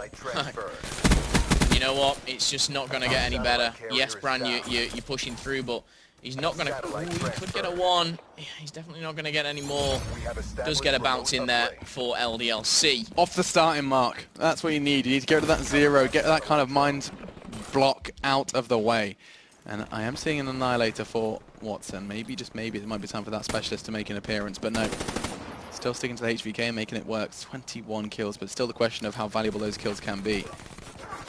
He's actually on 23 and 13. I thought he was the man to watch in S&D. I definitely picked the wrong game mode because Reedy, he's just been able to slay. He's had no pressure on him at all. That HVK has been incredible. And he's had the distance between him and the opposing team. He's actually got the... oh no, suicidal 1-pointer with active camo available. This seems silly, Shane. What on... Oh, he's missed it as well. Yep. Intercepts it, and Shane, not only did he take the... well, the wrong choice. I mean, you shouldn't be going for 1-pointers when you've got such little time and such a big score to overcome. Ooh, that's bounced lovely. Ooh, that's worked out well for them. They're going to get 2 here when they were really going for 1. And looks like Bran is the one to convert. They can get a relay going here. They really can. They'll get another 2-pointer guaranteed. The way that they break this now, TCM need to go right round their base, and Moose is doing exactly that. Who? Moose. TCM. Oh, did I say TCM? Yeah. Oh, wow. Old school, mate. Old school. But no. Scraps grabs it. There is 1 player to deal with. And he's going to go for that 1-point throw. Straight away into 12. No problem here. As I'm dropping things in the studio. And now Shane grabs hold. Not going to be the quick run, though. You know, there's a minute 45. It's more than likely not going to happen. But if it's the one map where you can really get a relay set up. I mean, you need 3 2-pointers and then a quick 1. I don't know. Oh, Heatwave's going to get him the 2-point play. Watson is going to shut him down and... Oh, Scraps, what's he done? I think Scraps might have saved it. He has that double kill. Shuts down the LDLC dream. That was their chance to come back. And the new blood, Scraps, just roars in a defensive manner. Makes it 12-5 and just stops any sort of kind of approach from LDLC. Any sort of comeback. And Moose can do what Moose does best here. It's just going to sit outside, play for the reset, and play for that clock, as the final 60 seconds could be rather boring if we do stay on board with Moose, because he's not going to move a muscle. I thought when 3 went down that he would push forward. Shane, though, he wants a bit of a wall run battle. He's not going to get it as Sunny B takes him down. Bran picks up 1. Specialist is available. Kinetic armor 2. Oh, Bran, you're making me nervous. Oh, no drone, no. Oh, and it's in the stuck position. It's not in the quick reset. That's like the worst. Yeah, this is over, folks. Epsilon will be picking up the win on Uplink, and that means that we are going to have to see LDLC battle for survival on CTF Stronghold. Just 28 seconds left for formalities. But LDLC, they just cannot overcome the odds like this. It's just not happening, not possible. Watson has slayed out of his heart, 27 and 22. But I just think there will be important kills, don't get me wrong. Oh my goodness. There will be important kills in those 27, but I just don't think their LDLC have that right setup. They're not pushing the right place at the right time. Or really, I should say, they're not pushing together, because they are doing it. They're doing kind of good things individually, but they're being shut down by a very well and composed Epsilon team at the minute. Yeah, and now I think that's going to be the kind of final word, is that they do look well and they look composed. I just think, I mean, the only kind of drawback I'm going to have, especially if Epsilon proceed to have this form coming into CTF, is just going to be, can you take a look at that S&D? And I think I probably know that's something that they'll probably look back on and go, right, what on earth did we do here? Because that wasn't us. It wasn't them. Or LDLC just are the best S&D team ever. Which I don't think is the case either. But yeah, back to the game in hand, and 27 for Watson is going to be noteworthy. 27 for 23, that's a whole lot of interactions. 50 interactions for just the one man. And then you look down the list and no one really kind of hit in can 40s, compete with that. 40s match, 47 I think is closest, and that's from Reedy. Keeping it competitive on the Epsilon side. But we're going to go into a capture the flag. Last time we said this, we saw it over in half. You know, we didn't even see the full match pretty much. It was 3-0 to Infused over the boys of That Vitality. was very, a very cap quick. heavy stronghold though. Yeah, I mean, the stronghold is the key thing there. Is it There just was not a strong hold. Yeah. On the stronghold. Ironically enough, and I think it all came down to just not having a defensive player. It's strange because North America, who I do think is better at capture the flag generally, and a lot of people will agree with that, is they don't always have that defensive player. So how do they make it work? They push as a team, and they don't push individually. They don't push kind of sporadically. You know, sometimes we saw 2 go down and 1 still pushed. It was broken at the time. I was like, bad move, shouldn't have happened. I think they are interchangeable. So basically, the last one that spawns up is the defending one. If someone dies, he changes it, and it just kind of is a lot more free flowing. The American side of things. Again, the Australians, they do have a defender sometimes. But I think a lot of people are looking at the Americans and thinking, and I think Vitality have done that and said, we're going to play like them. They tried and tried the whole pushing forward, and it just didn't work.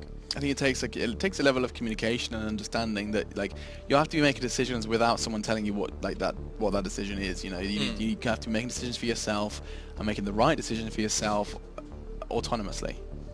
Autonomously? I don't know what that means, but someone just put, Momo has the great puns machine, he's just left picking up the scraps.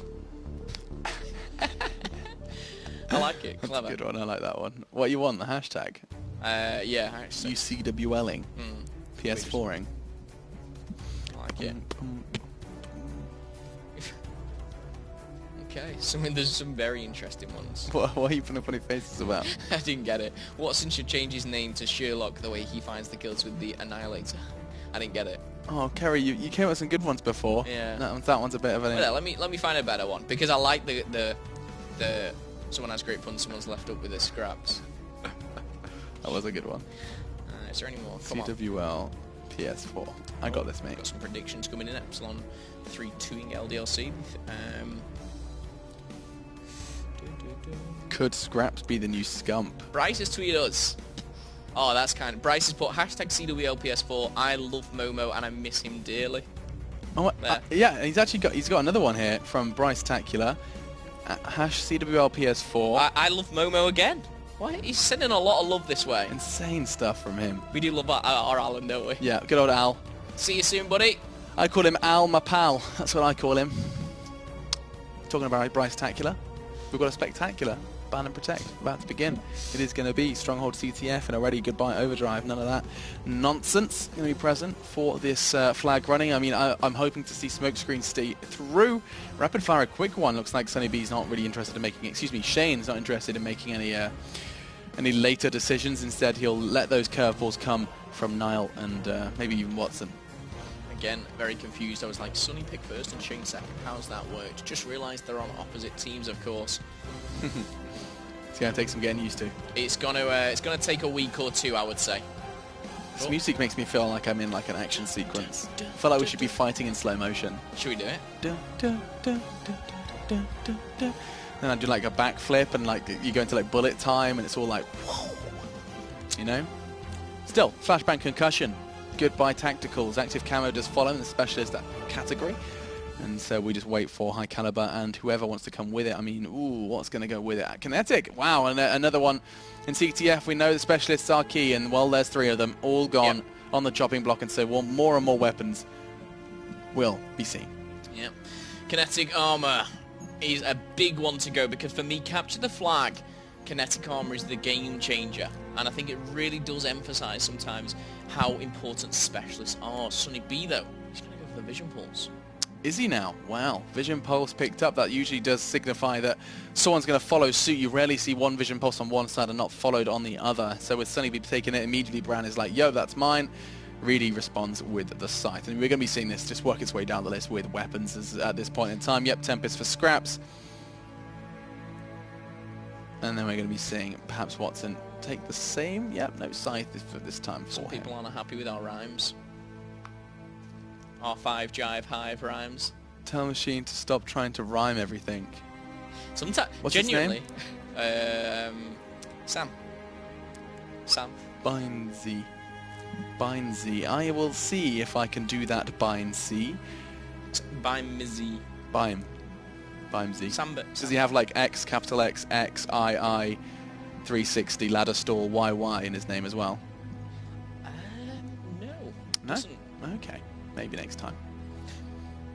You know, we were talking about Vision Pulse just before. What's your initial thought when you get Vision Pulse and your whole body turns red? What's my thought? Yeah, like, I mean, I just so hit the much. deck. I just go. Do you lie I'm down? Like, right, I'm out of here. Oh, Like, right, I thought I'm you a meant- big sitting duck. I drop my controller, and I stop, drop, and roll. Like I'm on fire.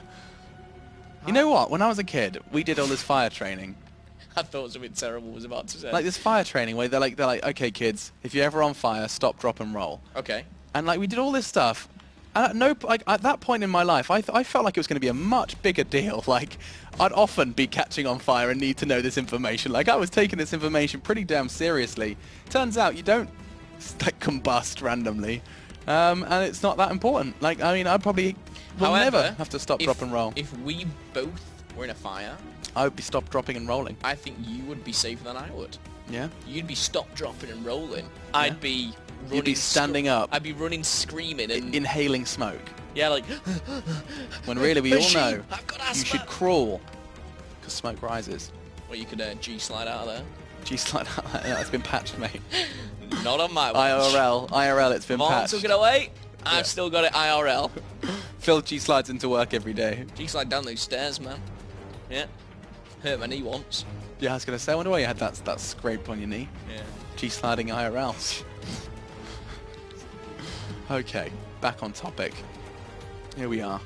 The lock-ins have been done. The draft is done. Heatwave, Vision, Scythe, and Tempest. What are you giggling at? Someone just tweeted me saying, "Tell Costa I said hi." Del Everyone's Costa. still because Diego Costa. Yeah. Yeah, I get it. it is you.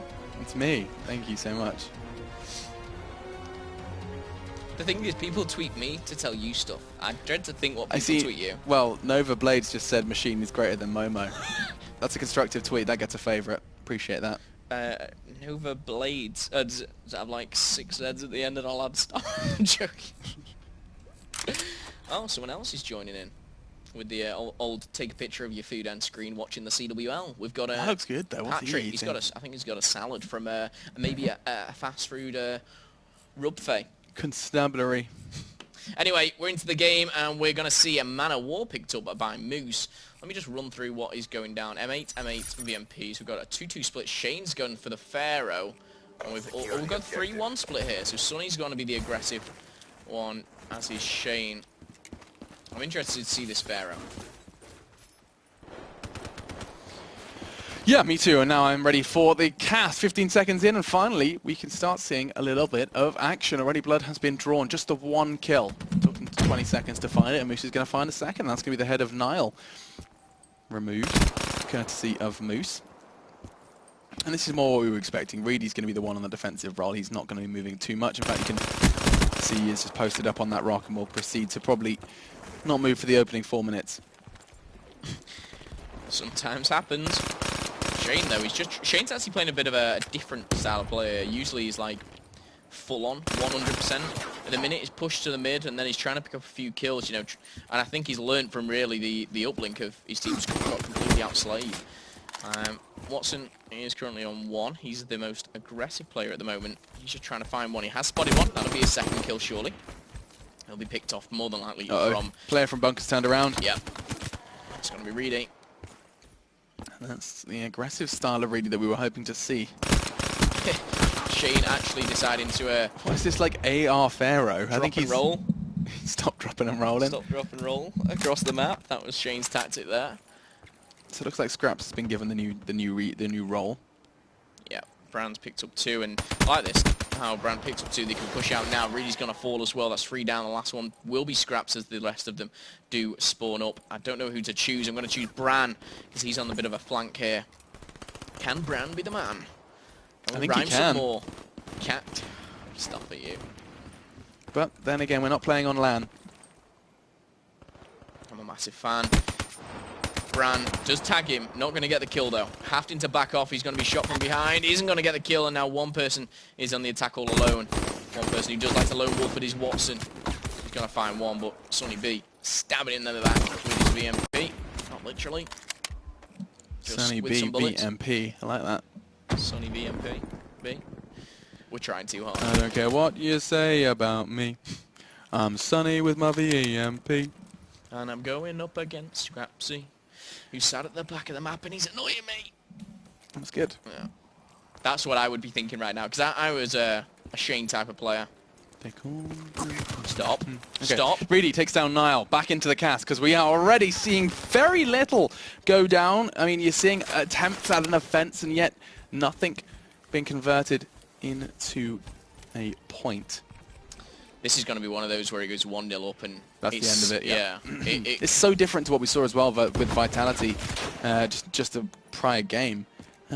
We saw a Vitality infused, just continuously clashing, continuously playing off those spawns. And look at that, caught with his pants around his ankles, Shane lying big. down, and actually this could be the play. This could be it. He's got Heatwave, but there's 3 of them. Oh, he's got them all!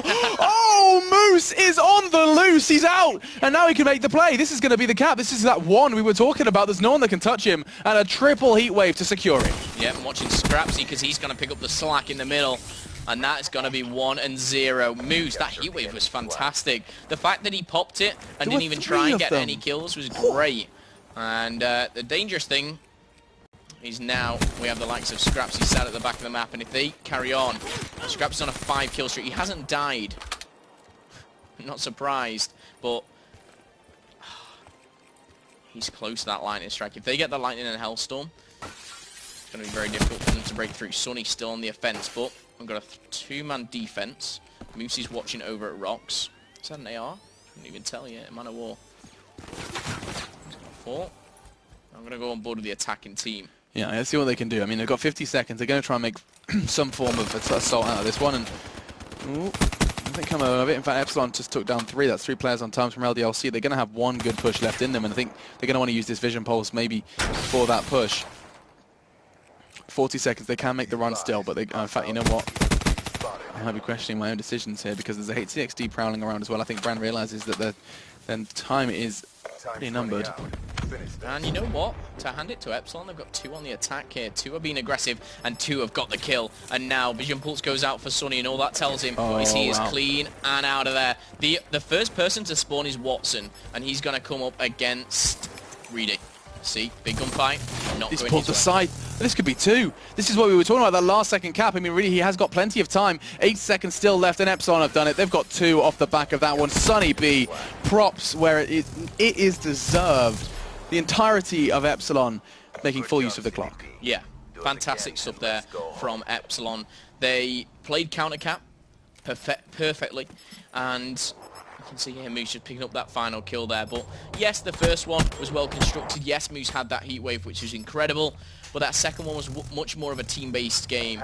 They sat back, they got kills, they pushed at the right time. You know how I was saying, you know, Vitality, it was just single file. It wasn't at the right time. Complete opposite for Epsilon. And Scrapsy is 7-0. He's not died in the first side of CTF. And you know what? I don't think he'll want to... Look at him, the precision on where he's putting his trophies right now. He's setting up camp. And I don't know why I'm watching him. I need to get off him. I'm going with Moose. Because Moose is on a 4-kill streak himself. 11-6. Has his specialist, has heat wave. I mean, I can't believe that Scraps hasn't died yet. Can we just address that fact here? Scraps is just sitting there 7-0, just happy as Larry, playing that defensive role. Vision Pulse is going to expose Moose, though, and he's going to be forced to retreat as best he can out of that radius. But a 6-kill streak for Sunny. He finds himself number 6 and 7. What did we just miss? Finally gets shut down, and this offensive is starting to look good. He uses the Hellstorm Scraps. This could be 3 for Epsilon, because Moose is going to get the pull. There's only one player that can stop him. It's going to be Watson. What can you do? He's going to have to turn and shoot. Oh my, and I tell you what, I don't think he knew there's a window there when he jumped up. Moose literally is going crazy right now. If he makes this kill, he's home and dry. Surely he just needs to team up with his buddy. I say that. Shane is going to get taken down by Scrapsy. There's one player who can save the day. It's going to be Bran. And he's going to make that kill all important. That should be returned now. Great stuff. And exhale for all you LDLC fans. Scrapsy's 10-0. 10-0. Absolutely insane. He's still got ammo as well. Having a bit of a gun battle. Now it's going to clean Moose up. It's an aggressive push, but time is ticking. They can't just settle for one. Smokes are available for Shane. Heatwave is available. And that car, if that's exploded. Uh-oh, bad news. Oh, Oh, it doesn't. The car must have already been exploded, maybe. That smoke not put in the best position. Oh, actually, I need my own words there. Sonny's going to pick up 2, and Shane has got... He's trying to hunt down Scraps. He really is. He knows where he is. Just going to go on board with Scraps to see what he's doing and why it's so good. Going to pick up 1. He's going to call that out as well. He has spotted him. Do you know what? How's he still got ammo? Be advised. Hostile Now. HCXD spotted. Keep your eyes on where Watson takes this route, because this is going to be LDLC's kind of must-win round, and this is going to be nice. He just take round 1, he can do this second. Oh, he needs it, he does. That's going to be all home clear. This should be LDLC's pull in. Let's Watson know he can't quite find the final bullet. There wasn't the trade present either. They're going to grab the flag. It's going to be Brand. Brand needs this kill, and he will not manage it. Moose. Huge. Moose, a huge kill. That was it. He was the only player standing between LDLC and a 2-1. Now LDLC, they do have specialists. I want to see them utilize it. But Moose there, literally the biggest 2-piece I've seen all CTF, just to secure his flag and keep them at bay.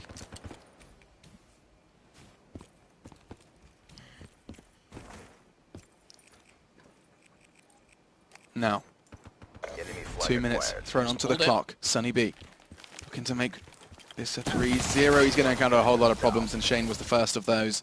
As he uses his heat wave, invests it wisely. He wanted to see some specialists. Well, there was one of them. Talking to specialists, look at Epsilon. They have got 3 members on specialists. Sunny B, Moose, and Scraps. Say that, Sunny B did just use his. Sunny talking to the Devil. Did get 1. Now Niall has to defend against... Oh, beautiful stuff from him. Of course, has got Tempest available and is going to be using it in a defensive manner. Catches another. This is great play from Niall. Of course, it is in defense. It is not achieving anything from LDLC in an offensive manner. Instead, now it is, because he picked up that flag, and I forgot we swapped sides. The thing is, though, he's got the flag, he's got a million miles to run with it, and he's been closed down by every man and dog here from Epsilon. It's not going to happen. The defense is too strong. We've got 18 kills for Moose, 13 and 2 for Scraps, still with the Lightning and the Tempest. It's game over for me. It has to be. And you see LDLC trying to clutch at straws here. It has to be LDLC. Philly dubs with the rhyme. Maybe a bit of grime. 40 seconds though, and I can't. What's your first thoughts, you know, as we conclude this of Scraps? I think we've seen a lot of him. I think a lot of positive signs from him. He's not afraid to do the less enjoyable roles. Talking to the Devil, he's actually learned how to lightning strike opponents now. Shane actually can put this in. One player, who is it? It's Moose. Moose has got to stop him, and Shane, unlucky. You tried. You were close. Moose is just going to sit here and pre-aim it. Smart.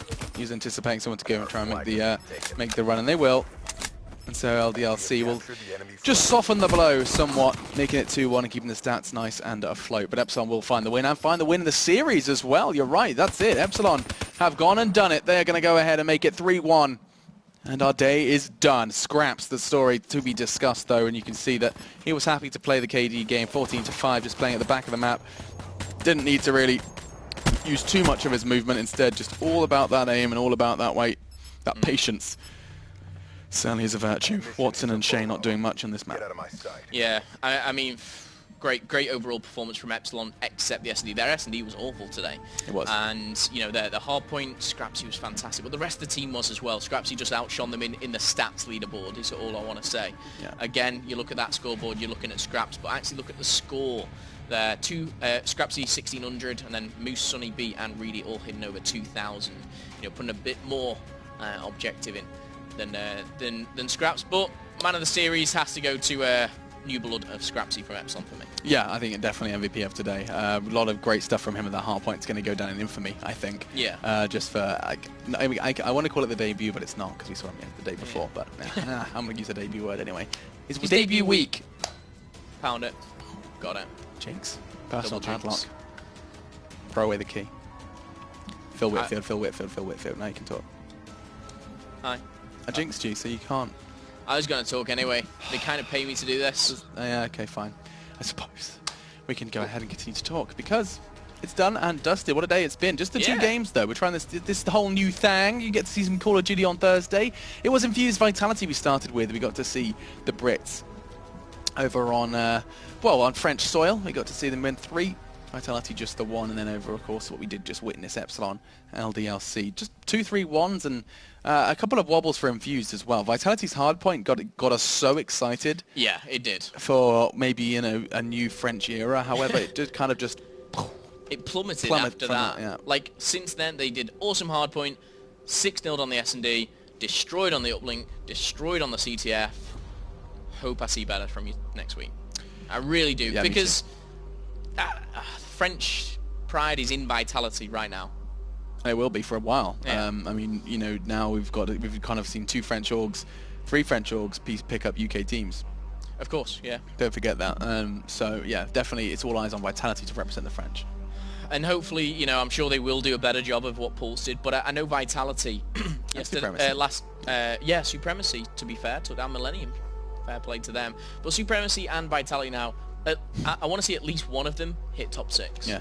Do you know what? New theory. Supremacy, Vitality both beat Millennium. They can't handle the French. There we go. But anyway, standings for you. Let's go ahead and get that cleared up so you can see where everyone is at the moment. It is going to be a battle of who can hold on to that 0 losses for the longest. It always seems to be kind of a nice way to think about it for some teams. You know, if they can get to week 4, 5, still not conceded a loss, it's just a nice cushion to enable them to perhaps pursue other things. Hyper Games 1, Millennium 1-1, conceded that loss to Supremacy, and of course Talk of the Devils. There they are beneath them at 6th. And then there are the 3 teams that have yet to find their win. Exerters, we haven't seen them today, but Vitality did play, and they've just conceded their 2nd loss already. Okay, but so far so good for those Splice boys. I'm excited with that new roster, but I see Exerter right at the bottom, and I do think they played really well for their week 1. I just think they had a very tough week. They had a very, very tough week, and I hope to see more from them. You know, Exerter's line up against someone like Vitality or Giants. CWL Shane, more like CWL Shame. Damn! Nova, at it again. Shots fired. With the dank memes. Shots fired indeed. But anyway, you can finish your point now. I'm sorry, I was impressed by that one. That was it. That was it. Good point. Good point. Good day. That's a point. That's a point. That's a point. There's another point over there. Oh, that's 2 pointers. Yeah, should we point away? Right, we're going to go, guys. It has been 3 days of Call of Duty. It's been a pleasure to bring it to you. And our first week of the Call of Duty World League Stage 2 European Division presented by PS4 is done. Thank you so much for hanging out with us, and we'll see you next week for more of the same. Come back on Tuesday, and we're going to point you away as we disappear.